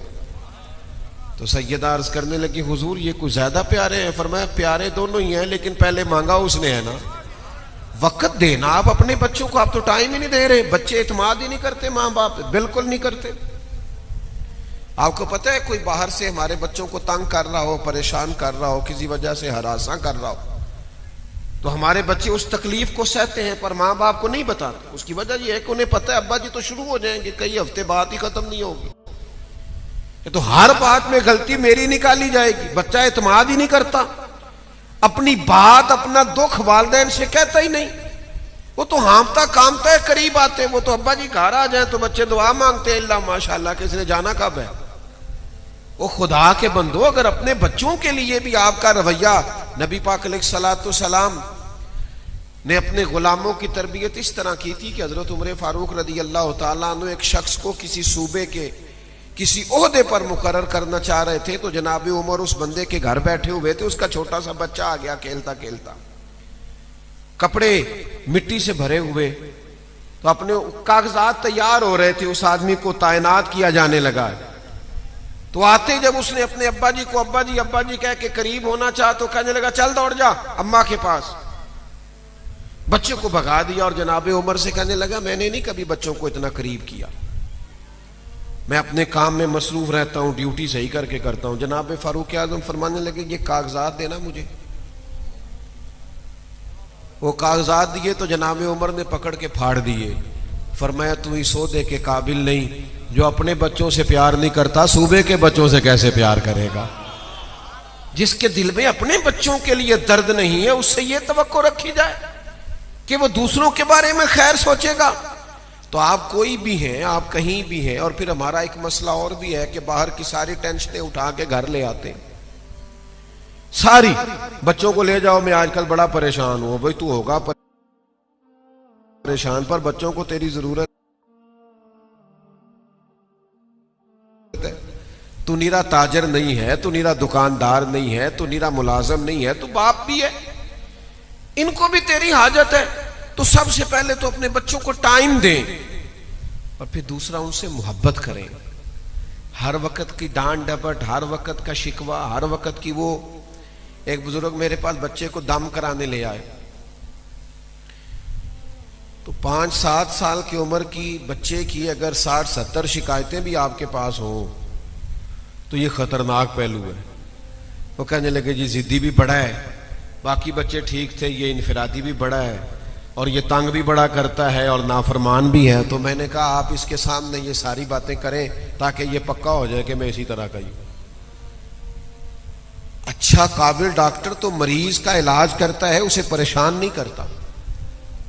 तो हम क्या मिजाज बना लेते हैं कि कह कह के बच्चे को बागी कर देते हैं। वो बेचारा समझता है कि ये भाई अच्छा है, फर्मा बरदार है, मैं नालायक हूं, वो बिल्कुल साइड कर जाता है। बच्चों की तबीयतों में बगावत पैदा। आप उनसे प्यार करें, लहजा शफकत वाला इख्तियार करें।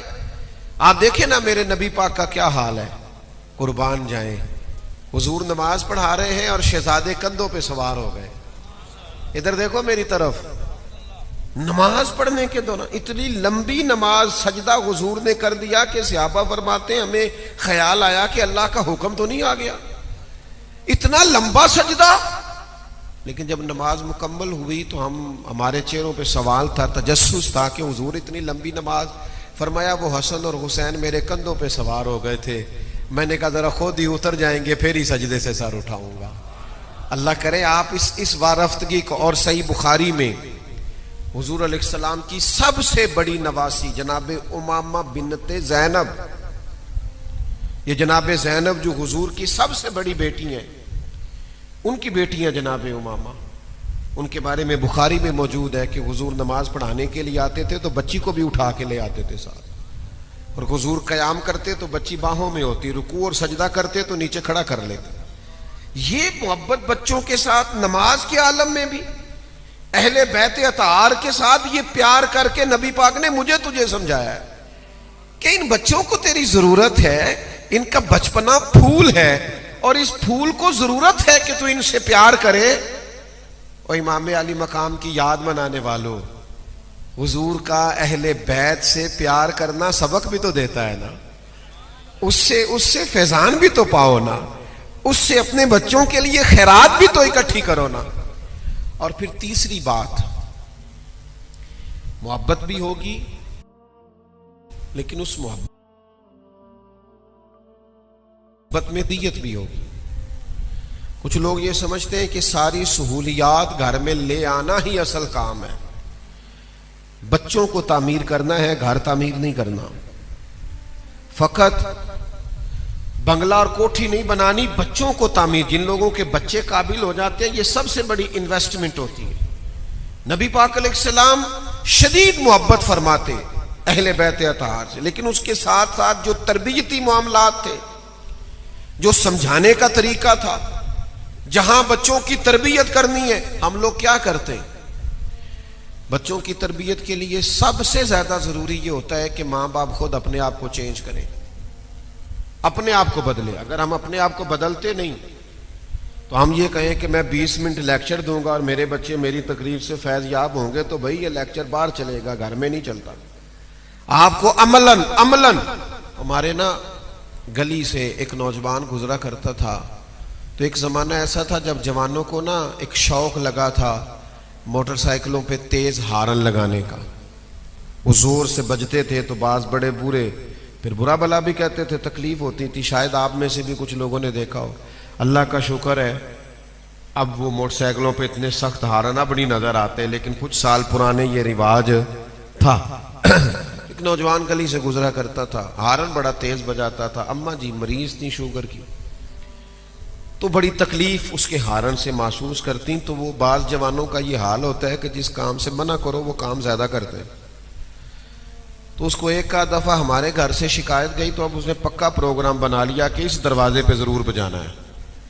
तो एक दो दफ़ा सख्त सुस्त भी उसे कहा, बात झगड़े तक भी आई, लेकिन वो बस नादान था, वो ज़रूर बजाता। फिर कुछ वक्त गुजरा, टाइम बीता, कुछ महीने, कुछ साल, उसने वो काम छोड़ दिया।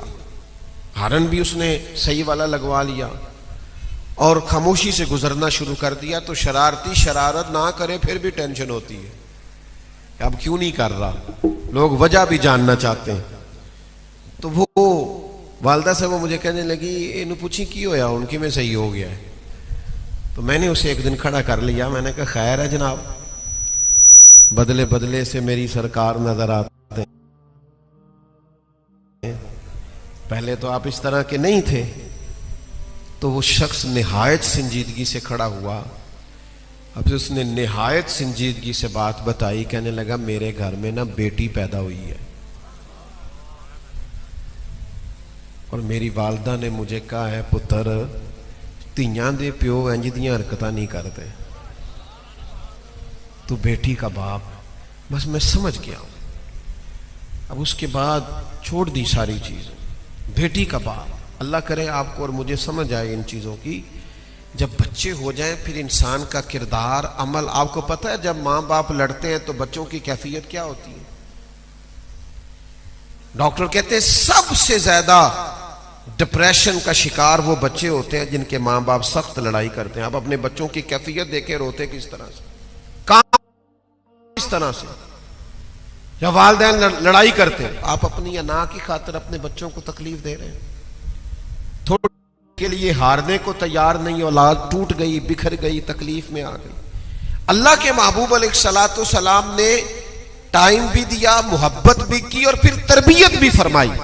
तरबियत सही बुखारी आपको मिलेगा, सदके की खजूरें पड़ी थी। इमाम हुसैन ने एक खजूर उठा के मुंह में रख ली तो अल्लाह के रसूल ने उंगली डाल के निकाल दी। फरमाया बेटा मेरी औलाद के लिए अल्लाह ने इसे जायज नहीं रखा, तू भी मेहरबानी करना, तेरे महबूब का तरीका है, जो तेरे बच्चे के लिए जायज नहीं वो उंगली डाल के बाहर निकाल दे, खबरदार बच्चे के हलक से गुजरने ना देना, फकत वो रोजी खिलाना जो इसके लिए जायज है।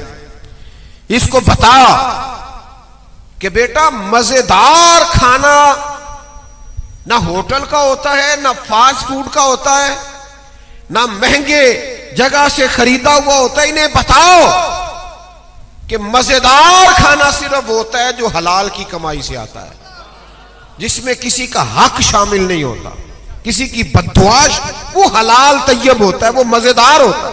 फकत मैं एक दफा अपने अब्बा जी क्या, मैं क्या अब्बा जी तो खाने की पसंद है? फरमान लगे पुत्र जे ते लगी होवे भुख ते फिर हर शाही पसंद है, तो जे ना लगी होवे ते फिर कोई चीज भी मजा, भूख लग जाए कभी दोपहर में और घर में रोटी ताजी पक जाए और अचार घर का हो तो इतना मजा कोई और शायद देती ही नहीं। शर्त यह है कि भूख हो। तो अपनी तबीयत में उन चीजों की तलब पैदा ना करो जो खाने के बाद सीने पे खड़ी हो जाती, जो खाने के बाद दुआई का मुतालबा करती। हलाल और तैयब, ये नबी पाक अलैहिस्सलाम ने सबक दिया। कितनी सहूलतें ढूंढ रहे हैं हम अपनी औलाद के लिए। घर में सवारी है, मोटरसाइकिल है, फिर जनाब बड़ा बेहतरीन रिहाइश है, फिर उसमें एसी है। नतीजा क्या है? आपका घर नतीजा खेज तब साबित होगा जब आपके बच्चों की तबीयत काम करने की होगी, भाग दौड़ के आगे बढ़ के जद्दोजहद। अगर उनको आपने इतना, उनका वजूद आपने सहल पसंदी वाला बना लिया है कि पानी का गिलास देते भी उन्हें टेंशन होती है, तो फिर आपने जो सहूलतें जमा की हैं वो तकलीफ का बायस है। फिर उसकी वजह से आपने सलाहियतें जाया कर दी हैं बच्चों की। आज कितने पूछें कि बेटी के बारे में कुछ बताएं तो हर दूसरे आदमी की बेटी दुखी है। जाग रहे हैं आप लोग? हर दूसरे आदमी की बेटी दुखी है, बड़ी तकलीफ है जी, बड़ी आजमाइश है जी, बड़ी परेशानी है, सब लोग परेशान है, रोना रो रहे हैं। इतना ज्यादा आप लोग माशाल्लाह आए हैं। इतने बड़े लोगों में से क्या कोई एक शख्स भी ये बता सकता है कि मेरी बेटी इतना काम करती है कि उसके हाथों में छाले पड़ जाए? हर आदमी ये तो कह रहा है बड़ी गरीबी है, बड़ी परेशानी है, बड़े दुख है, इतना काम भी किसी की बेटी करती है कि दस्ते मुबारक में हाथों में छाले पड़ जाए, लेकिन कायनात की सबसे शानों वाली बेटी तो करती थी। सैयदा तैयबा ताहिरा जाने अहमद की राहत पे लाखों सलाम। तो इतना काम करती थी, हाथों में छाले पड़ जाते। वो तो झाड़ू देती थी, आटा गूंथती थी, घर में लेपा पोती करती थी, चक्की पीस के। शायद आज का तगड़ा जवान सहूलियात के जमाने में चक्की न चला सके, सैयदा पाक चक्की पीस के उससे अपने बच्चों को खाना देती थी। कहां खड़े हैं मैं और आप? हुजूर की औलादे पाक का जिक्र करने वालों और महबूब की औलाद की मोहब्बत में आने वाले खुश नसीबों, बात को समझो। शहजादी इतना काम, और आपको सही हदीस में बुखारी मुस्लिम में रवायत मिलेगी, सैयदा फातिमा ने एक दफा आके अर्ज किया था, या रसूल अल्लाह सल्लल्लाहु अलैहि वसल्लम, चक्की पीस के छाले पड़ गए, हुजूर आपके पास गुलाम आए हैं, अगर एक गुलाम मिल जाए तो घर के काम काज में मेरा हाथ बटाएगा। पढ़ो ना बुखारी। तो करीम ने क्या फरमाया? हुजूर फरमाने लगे, फातिमा 33 बार सुभान अल्लाह पढ़ा करें, 33 बार अल्हम्दुलिल्लाह पढ़ा करें, 34 बार अल्लाहु अकबर पढ़ा करें।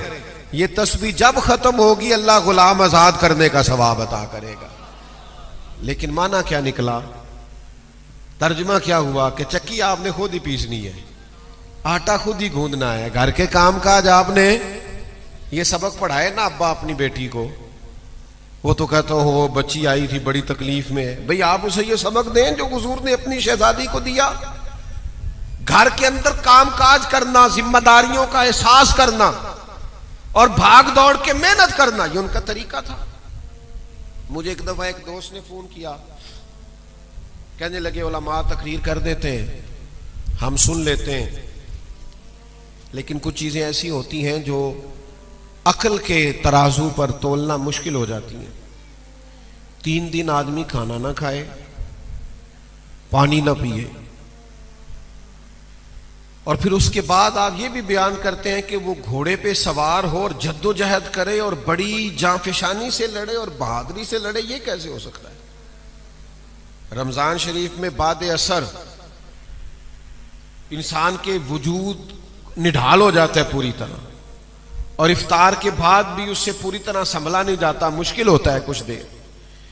तो 3 दिन मुसलसल बंदा खाना ना खाए, पानी ना पिए, ढब से सो ना सके, और फिर उसके बाद वो घोड़े पे सवार हो और बड़ी हिम्मत के साथ लड़े, ये अकलन। तो मैंने कहा पहली बात तो इसका जवाब रूहानी है, वो ये है जो फाजिल बरेलवी ने दिया है कि तेरी नस्ल पाक में है बच्चा बच्चा नूर का, तू है ऐने नूर तेरा सब घराना नूर का। लेकिन अगर आप कुछ थोड़ा सा अकलन भी चीजों को समझना चाहें तो फिर भी बईद नहीं, ये बात दूर नहीं।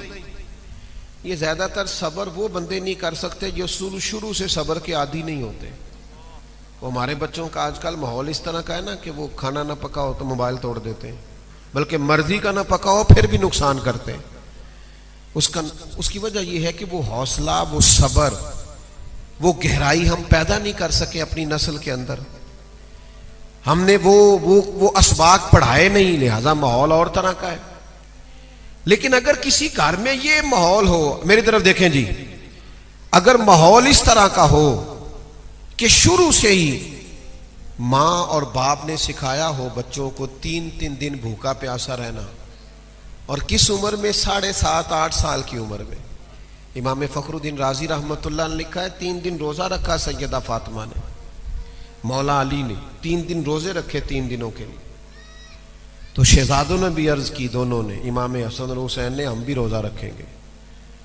खजूर पानी से रोजा रखा जाता, थोड़े से जौ मौला अली लाए तो सैयदा ने पीस के उनसे रोटियां पकाई, 3-4 रोटियां पकी। इफ्तार का टाइम आया, ऐन इफ्तार के वक्त दरवाजे पर मांगने वाला आया, छोटे छोटे बच्चे और सुबह से रोजे में हो तो बड़ा हौसला होता है सखावत करना, लेकिन कुर्बान जाए सारा कुछ ही उठा के ना, सारी रोटियां ही दरवाजे पे मांगने वाले को दे दी।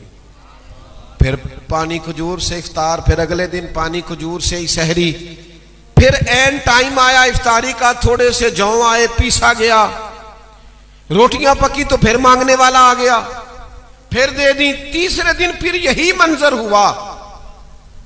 अगर माँ और बाप शुरू से ये सब्र, ये हौसला, ये इस्तकामत सिखाएं तो फिर ये खाना ना होना, पानी ना होना, सफर होना, ये चीजें इंसान को कमजोर नहीं करती, बंदा ताकतवर रहता है। जो 7.5-8 साल की उम्र में आदी थे 3-3 दिन रोजे रखने के, वो मैदान करबला में लोगों ने इस बात में उन्हें कमजोर करना चाहा तो वो कमजोर नहीं हुए, बल्कि डट के मैदान के अंदर खड़े रहे। मैं बस थोड़ी देर में अपनी बात समेटने लगा हूं, आप गौर फरमाइएगा। फिर उस पर बड़ी बात, हमारे यहां ना बेअमली के लिए लोगों ने बड़े बहाने तलाश लिए हैं, बड़े। जिन लोगों ने अमल नहीं ना, हमारे साहब किबला आलम रहमतुल्लाह अलैह फरमाया करते थे, किसी बंदे की मालूमात ज्यादा हो फिर भी बाअमल होना तो उसे बचा करो। मालूमात बड़ी रखता है, बात भी बड़ी लंबी चौड़ी करता है, पर बेअमल आदमी, उससे बरेज करो। किसी ने अर्ज की कि हुजूर, मतलब बंदा अगर मालूमात रखता है और गुफ्तगू बड़ी लच्छेदार करता है और बात बड़ी उसे करनी आती है तो जाहिर है उससे मालूमात तो मिलेंगी। उस शख्स से इंसान की अपनी मालूमात में इजाफा तो होगा, लेकिन उससे बचने का माना। तो फरमाने लगे बचने के लिए इसलिए कहा है कि बहुत मालूमात रखने वाला बंदा जब बेअमल होता है ना तो वो अपनी बेअमली पर भी दलाइल देता है, वो अपनी बेअमली पर भी दलीलें कायम करता है, लिहाजा नुकसान ज्यादा करता है। वो इंसान के ज़हन में बातें, आजकल बड़े लोग आपको मिलेंगे जिन्होंने जान छुड़ानी होती है ना, माज़ अल्लाह ताला किसी दीनी काम से तो बहानेबाजी करते हैं, झूठ बोलते हैं। मसलन अगर कोई बंदा कहता है कि मुझे नमाज का टाइम नहीं मिलता, तो मेरे ख्याल में दुनिया में इससे बड़ा झूठ कोई नहीं, ये झूठ बोलता है। क्यों? ला युकल्लिफुल्लाहु नफ्सन इल्ला वुसअहा, अल्लाह फरमाते हैं मैं किसी पर वो बोझ डालता ही नहीं जो उससे उठाया ना जाए। तो अल्लाह ने नमाज फर्ज किया, इसका मतलब है हम पढ़ सकते थे, लेकिन हमारे पास टाइम है, जरा बंदे राजी करने का टाइम ठीक ठाक है। पुत्र तू वलीमे पे चले जाना और मैं फलां जगह फौतगी हो गई वहां चला जाऊंगा, और छोटे भाई को भेज देते हैं वो फलानी जगह एक कट है। दुनिया राजी कर रहे, दुनिया। और दुनिया का माहौल ये है कि आप जितनी मर्जी कोशिश कर लें। हजरत मौला अली शेर खुदा फरमाया करते थे, जिस तरह ज्यादा भेड़ें संभाली नहीं ना जाती, इधर की हाँक के लाओ तो इधर वाली निकल जाती, और इधर वाली हाँक के लाओ तो ये माहौल होता है। कभी ये ज़हन न बनाए कि मैंने अल्लाह को नाराज करके दुनिया को राजी करना, कभी भी, वरना दिल सख्त हो जाएगा। लोग एक खिलौना बना लेंगे, खुशामदे करना जरूरी हो जाएगा। आप महसूस करेंगे आपकी अपनी जाति को सोच नहीं रह गई, आप पता नहीं क्या हो गए, आपको कोई मेयार नहीं मिलेगा, आप किसी स्टेटस के कायल नहीं रहेंगे। आप बिल्कुल अपनी जिंदगी में हकायक पर और तकवे पर आप उस वक्त कायम रहते हैं जब पेशे नजर अल्लाह रसूल की रजा होती है। उसको फोकियत दें, उधर तवज्जो रखें, आप खुद ब खुद महसूस करें। अगर अल्लाह को मंजूर हुआ तो लोगों के दिलों में भी मोहब्बत पैदा फरमा देगा, और अगर न भी मंजूर हुआ तो किसी की ज्यादा शोहरत होना इस बात की दलील तो नहीं कि अल्लाह उससे ज्यादा राजी है, ये उसकी दलील तो नहीं। दुआ फरमाए अल्लाह ताला अपनी रिजा अता फरमाए, वो करम नसीब करे, वो फजल फरमाए, वो हमसे दरगुजर फरमाए। बहरहाल बात खत्म करने की तरफ आ रहा हूं। निस्बत का बहाना लगा के भी बड़े लोग बेअमली करते हैं और ज्यादा करते हैं। सबसे करीबी निस्बत नबी पाक से इमाम हसन और हुसैन को हासिल है, सबसे करीबी। लेकिन जितना सजदों से प्यार मेरे नबी के घर वालों को है ना, जितना 25-25 हज किया इमाम हसन और हुसैन ने मदीना तय्यबा से मक्का मुकरमा पैदल जाकर, 25-25 हज, सवारियां मौजूद होती, लेकिन फरमाते थे उसकी बारगाह में हाजिरी देना है तो पैदल जाने को जी चाहता है। उन्होंने इबादात के साथ अपने आप को, सारा दिन हजरत फातिमा कामकाज करती, बच्चों को संभालती, ड्यूटी करती, चक्की पीसती। इमाम हसन कहते हैं लोग सो जाते और पाक रसूल की पाक बेटी मुसल्ला बिछा लेती, फिर अपने रब को याद करती, फिर दुआएं मांगती, फिर उसके हुजूर हाजिरी देती। आपको पता है सारी दौलतें होने के बावजूद लोग परेशान क्यों रहते हैं, बेकरार और बेचैन क्यों रहते हैं? इस तरह आपका वजूद खाना और नींद मांगता है, पानी मांगता है, इसी तरह आपकी रूह इबादत मांगती, आपकी पेशानी सजदा मांगती। आप लंबी दुआएं करें। ये जो टेंशन है लोगों को बताते हो और फिर वो बाद में मजाक बनाते हैं कि फलाना भी आया था जी, मैं किधर किधर जाऊं। हमारे दीन ने हमें कहा है न बता लोगों को, तू अल्लाह रसूल को बता, वहां बता, तेरा राज भी रखा जाएगा, तेरी इज्जत भी कायम रहे। जाती और निजी दुख कभी दुनियादारों से ना करे, रब रसूल से करे, करम नवाजी हो जाएगी, फजल हो जाए। लंबी दुआएं मांगना, अल्लाह की बारगाह में हाजिरी देना और अपने आप को मुसल्ले से वाबस्ता रखना, ये हुजूर की औलाद पाक का तरीका है। हमारी हर शय आबाद है। मुझे एक दोस्त ने थोड़े दिन पहले एक मुजाहिदा पूछा, कहने लगा कोई मुजाहिदा बताएं। मैंने कहा मुजाहिदा ये है कि आपने 30 मिनट मोबाइल को हाथ नहीं लगाना, लेकिन वो नाकाम हो गया 12 मिनट के बाद।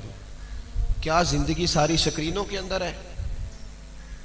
अब तो डॉक्टर कहने लगे लोगों की नींद नहीं पूरी होती क्योंकि मोबाइल तकिए के नीचे होता है, हर वक्त वो दिमाग में चलता है, इससे जान छूटेगी। तो नमाज के दौरान भी मैं दोस्तों से कहा करता हूं कि नमाज पढ़ने लगो तो इसे साइलेंट भी ना करना, इसे बंद करना, क्योंकि ये हिलेगा तो फिर भी तवज्जो तकसीम होगी, ख्यालात बिखरेंगे। खुदा रहा कुछ वक्त अल्लाह रसूल की बारगाह में गुजारे, अपने मामलात अपने रब की बारगाह में अर्ज करें। किस तरह जिंदगी के शब और रोज गुजरेंगे अगर रूहानी तौर पर कमजोर हो गए? 9-10 मुहर्रम की दरमियानी रात अमर इब्ने साद ने आके कहा इमाम अली मकाम से 2 ही बातें हैं, या जंग करेंगे या आप बैत करेंगे। अच्छा एक और बात भी यहां कर लूं आपसे, ये यजीद तो जाहिरन कलमा भी पढ़ता था, कभी कभी जुमा भी पढ़ा देता था दमिश्क की जामे मस्जिद में, लेकिन चूंकि बदकार था, बेहया था, अहल नहीं था, तो इमाम हुसैन ने जान कुर्बान कर दी। लेकिन उसके हाथ में हाथ, तो ये जो लोग शराबियों कबाबियों के वोटर बनते हैं, ये बता सकते हैं। सुने जी, बात सुने, मैं गुफ्तगू का, अल्लाह आपको सलामत रखे, मेरी बात पर तवज्जो करें। मैं तो जो बात कर रहा हूं वो भी तो लब्बैक ही है माशाल्लाह, आपके जज्बात की तो अक्कासी कर रहा हूं मैं, तो आप मेरी बात पर गौर फरमाएं, थोड़ा सा ना सुने, चीजों पर गौर करें। हम सारा साल लंगर इमाम हुसैन का पकाएं और फिक्र यजीदी को सपोर्ट करें, थोड़ा सा गौर कर लेना आप।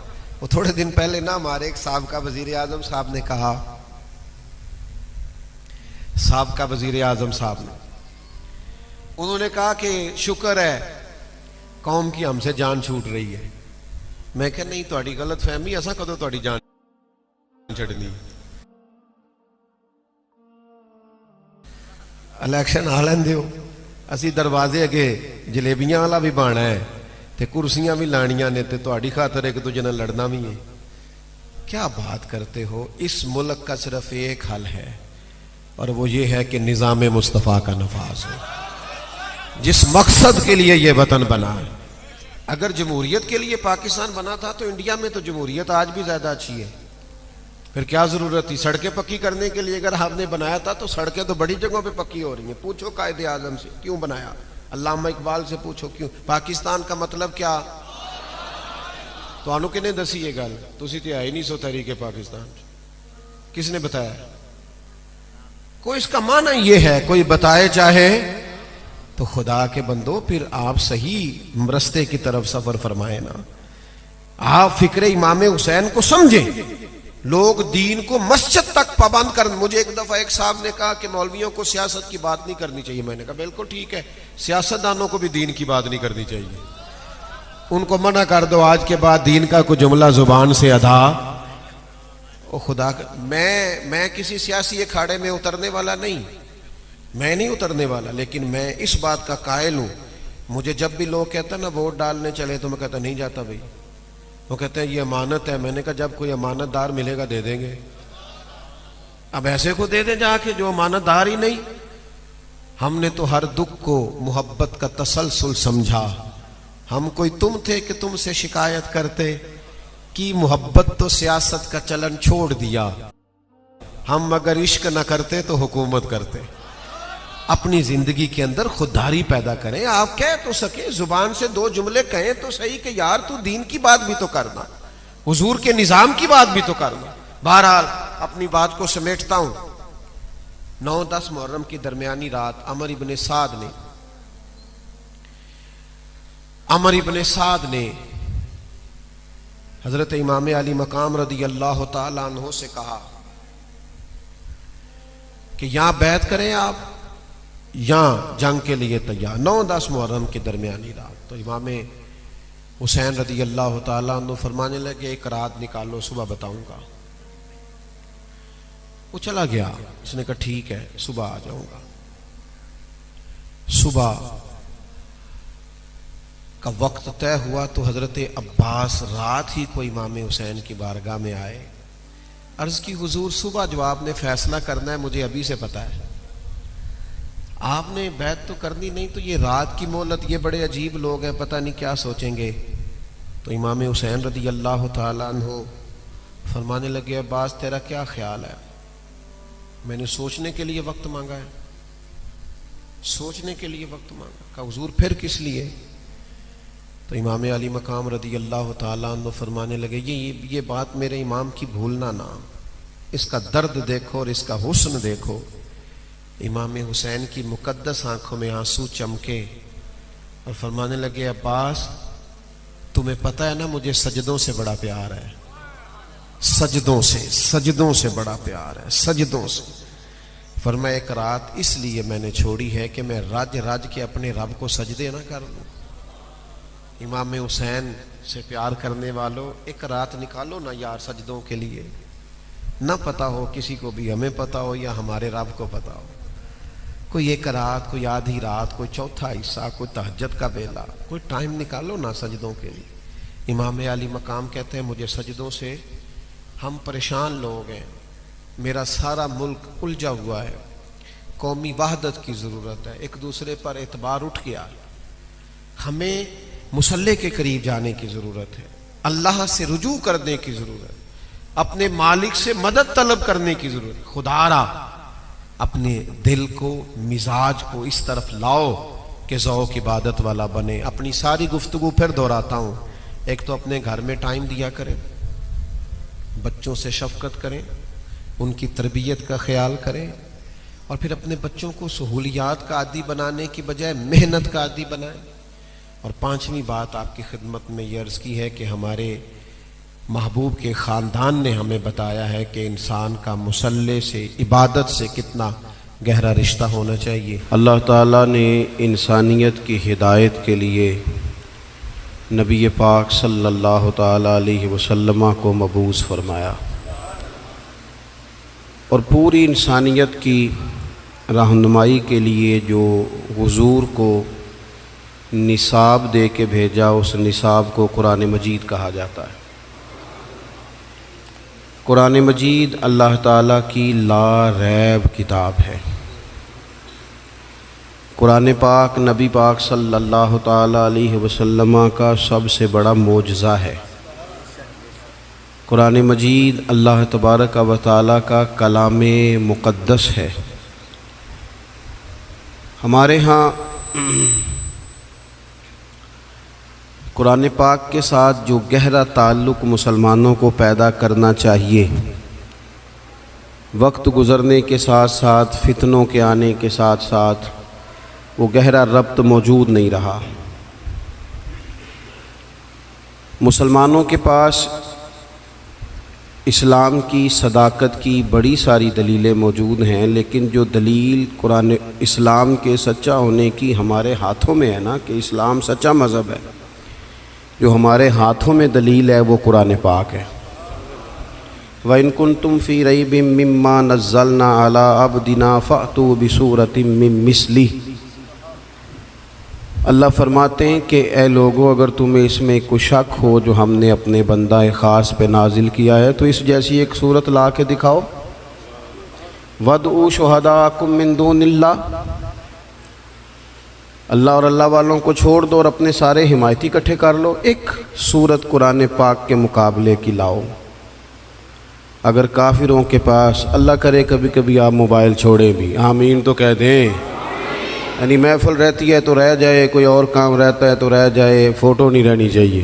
क्या मतलब, ये कोई नफसियाती मसला है कि इसको बंदा दिमाग पर सवार कर ले। अल्लाह ताला खुश रखे। मुल्क में पहले बड़े चैनल थे, बड़ी मुसीबत थी, चैनल ज़्यादा थे और ख़बरें थोड़ी थी, इसलिए जो ख़बर नहीं वो भी ख़बर बन गई है। अब उस पर बड़ी मुसीबत ये है कि हर बंदे ने चैनल बना लिया है। सारी कौम सहाफ़ी बन जाएगी तो बाकी काम कौन करेगा। और भी गम है ज़माने में मोहब्बत के सिवा। इस पे थोड़ी सी मुझे आप मौका दें। अब तो मैंने दोस्तों से कहा है कि जलसों पे जाने की तो ज़रूरत ही ख़त्म होती जा रही है, इसलिए कि जलसे पे जाके भी तो वीडियो ही बनवानी है ना, तो घर ही बनवा के भेज दो, ख़त्म हो गई बात। अल्लाह ताला आपको खुश रखे। आप मेरी बात पर थोड़ी तवज्जो दें। आपसे बात करने आए हैं, वीडियो ही देनी होती तो दे देते। पहले माशाल्लाह 4, 5, 6 कैमरे चल रहे हैं, यही काफ़ी है। हम तो ज़िंदगी ही सारी आइनों में गुजार रहे हैं, इसलिए हकीकतों से पीछे हट गए सारे लोग। सुबह पहले लोग सुन्नत शरीयत के मुताबिक तैयारी करते थे कि मैं उस तरह का लगूं जो अल्लाह रसूल की चाहत है। अब लोग इस तरह की तैयारी करते हैं कि फ़ोटो मेरी सही आ जाए सारा दिन। अल्लाह ताला समझ अता करे। ये ख्वाबों की दुनिया है, इससे बाहर आएँ, हकीकत की ज़िंदगी का सफ़र करें। वरना जिस्मानी तौर पर तो शायद हम थोड़े बहुत कायम रह जाएंगे, लेकिन रूहानियत ख़त्म हो जाएगी। वो मुसीबत खड़ी हो जाएगी अगर सिर्फ कैमरों में ज़िंदा रहना है। तो आप थोड़ा टाइम दें, बस 2-4 ही तो बातें अर्ज़ करनी। तो हमारे पास कुरान पाक सबसे बड़ी दलील है, सबसे बड़ी। अगर काफिरों के पास कुरान पाक का कोई जवाब होता ना, तो वो बदर में तलवारें लेके ना आते, कुरान का जवाब लेके आते। जवाब ख़त्म हो गया था तो उन्हें तलवार उठानी पड़ी थी। कुरान पाक सदाकत की दलील। हमारे यहाँ हुआ ये कि कुरान के कारी तो अल्लाह के फ़ज़ल से मौजूद हैं, हाफिज़ भी मौजूद हैं। अभी इंशाअल्लाह साहबज़ादा साहब की भी दस्तारबंदी होगी। कारी हैं, हाफिज़ हैं, आलिम हैं। ज़रूरत उन लोगों की है जो कुरान पाक से मोहब्बत करें, जो किसी कारी साहब से आके कहें मेरा दिल करता है आज आप मुझे सूरह मुल्क की तिलावत सुनाएं, मेरा दिल करता है सूरह रहमान पढ़ के सुनाएं। बड़ी अच्छी बात है, महफिलों में रुके आते हैं, बड़ी अच्छी बात है, सोहनी बात है। लोग फरमाइश करते हैं फ़लानी नात पढ़ो, लेकिन चलो कोई एक रुका आ जाए कि जनाब सूरह यासीन पढ़ो, कभी आ जाए, दिल करता है कभी आ जाए। आया नहीं वैसे अभी तक, कभी आया नहीं। आना चाहिए कि नहीं आना चाहिए। अच्छा, एक और मसला है, नकीब, ख़तीब, नात खां, मेरी तरह जो बंदा भी स्टेज पे आएगा वो आके कहेगा सारा कुरान हुजूर की तारीफ़ है। यही कहते हैं सारे ते सुनांदे शेर ने, भाई सारा कुरान बकौल तेरे हुजूर की तारीफ़ है, तो पढ़ना 4 आयतें फिर। वो आए तो एक भी नहीं सुना रहा सारा कुरान। बल्कि अब तो अल्लाह खैर करे, मैं तो स्टेज पे परेशान हो जाता हूँ जब नकीबे महफिल को दौड़ धूप करता है ना बहुत ज़्यादा, भाग के उधर चले गए, भाग के इधर चले गए, माइक निकाल लिया, कहते परा हो जो मैं जुमला देने लगा। तो कई दफ़ा पूछने को दिल करता है, तो जुमला देने लगा कि बम चलाने लगा, बात कर जो करनी है। और जो बात तूने इतना ज़ोर लगा के की वो बड़े आराम से भी हो सकती थी। तो ये मिजाज नहीं संजीदा लोगों का। संजीदगी ये फ़िक्र हुसन होता है ज़िंदगी का। मेरी बात की समझ आ रही है। और ये स्टेज वालों की गलती नहीं होती। हम जो सुनने सुनाने वाले हैं ना, मेरी हमेशा ये राय रही है कि नात पढ़ना भी बड़ा कमाल है, लेकिन असल तो सुनना कमाल है। इसलिए कि नात सहाबा पढ़ते थे और मदीने वाले महबूब सुना करते थे। तो जब समातें ज़्यादा मौसर होंगी, मुहज़्ज़ब होंगी, तो इंशाअल्लाह सुनने वाले भी उसी तरतीब से चीज़ों को मुरतब करेंगे। आम दाम बरसरे मतलब कुरान पाक हमारे पास दलील, और कुरान पाक में सचमुच हर चीज़ का हल मौजूद है। लेकिन उसके लिए जो कुरान पाक से प्यार करे, कुरान पाक से मोहब्बत करे, आप यकीन करें कि अब तो कई दफ़ा ना मुश्किल महसूस होता है कि किस तरह करके अल्लाह रसूल की बारगाह में जाएंगे। पीरों के आस्थाने, महफिलें, जलसे, फ़लाँ चीज़, हर शय ज़्यादा, तिलावत थोड़ी। यानी महफिल नात में एक बंदा सिर्फ कुरान पाक पढ़ने वाला कारी, वो भी शुरू में लगा दो, और 11 बंदे नात पढ़ने वाले। भैया आप जरूर नात पढ़ें, पर कुरान तो असल है, कुरान तो कमाल है, कुरान तो एजाज है, और कुरान ही तो वो चीज है जिसे पढ़ पढ़ के मदीने वाले महबूब ने लोगों के दिलों का जंग दूर किया है। आप बगैर कुरान के कैसे इनकलाब बर्पा करेंगे?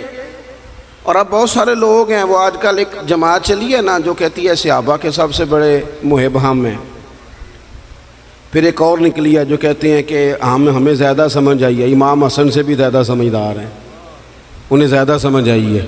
और खुदा के बंदो, मेरे रसूल पाक की हर निस्बत अगर हुजूर की औलाद की बात हो तो मेरे इमाम कहते हैं तेरी नस्ल पाक में है बच्चा बच्चा नूर का, एक एक बच्चा हुस्न वाला। और किस बंदे में जुर्रत है, इतनी ताकत रखता है कि वो ये अकीदा फैलाए कि नबी पाक का कोई सहाबी ठीक नहीं? तुझे किसने ये इजाज़त दी है? अपने कद के मुताबिक बात करनी चाहिए। ये हुजूर के सहाबा हैं, हज़रत अबू बकर सिद्दीक से लेकर सैयदना अमीर मुआविया तक। हुजूर का हर सहाबी आंखों की ठंडक होनी चाहिए, तभी अकीदा हसीन रहता है। ये जो कमज़ोरियाँ दिखाई जा रही हैं ये सिर्फ किताबों सुनने से, यानी लोग शेरों के ज़ोर पर अकीदे तगड़े करना चाहते हैं। शेर हमसे ज़्यादा कौन पढ़ेगा? हमें तो बीमारी है शेरों की। मैं समझता हूँ अच्छा शेर तो अच्छे अदब की अलामत होता है, लेकिन शेर शेर है, अकीदा नहीं। अकीदा कुरान और हदीस है, अकीदा किताब और सुन्नत है। मेरी बात की समझ आ रही है आप हजरात को? आप शेर पढ़ के अकीदे कोई मजबूत करेंगे? शेर वो जो अकीदे की ताईद में हो, अकीदे की आला हजरत ने दर्जनों आयात लिखी, हदीसें लिखी, और उसके बाद शेर लिखा कि तू जिंदा है वल्लाह, तू जिंदा है वल्लाह। तो ये ताईद में है। बहरहाल इस तरफ जाना नहीं चाहता, तो असल हमारे पास कुरान पाक, और कुरान कहता है ज़ालिकल किताबु ला रैब फीह, तुम्हें वो शानों वाली किताब दी है जिसमें शक की गुंजाइश ही कोई नहीं, कोई शक ही नहीं, बेऐब लारैब। कुरान मजीद अपनी एक अलग ताजगी रखता है, एक अलग हुस्न रखता है, वकार रखता है। और हुजूर ने पता क्या फरमाया? मौला अली रावी हैं हदीस के, महबूब ने फरमाया मेरा कुरान कभी पुराना नहीं होगा, इसे जब भी पढ़ोगे ना, जितनी दफ़ा भी पढ़ोगे ना, जिस रंग में भी पढ़ोगे ना, जिस टाइम भी पढ़ोगे ना, तुम्हें नई ताजगी अता करेगा। अल्लाह ने तौफीक दी है, कई दफ़ा गुज़रे हैं, कुरान मजीद के तर्जमे और तफसीर को देखा है, लेकिन आज भी जब दोबारा पढ़ते हैं ना किसी तफसीर को, तो एक ही आयत नए नए माना देना शुरू कर देती है, नए नए मफाहीम, नया नया हुस्न, नई नई जाज़बियत। कुरान पाक पढ़ें, कुरान पाक से दिलचस्पी पैदा करें, कुरान मजीद के तर्जमे को समझें, कुरान मजीद की तफसीर को देखें।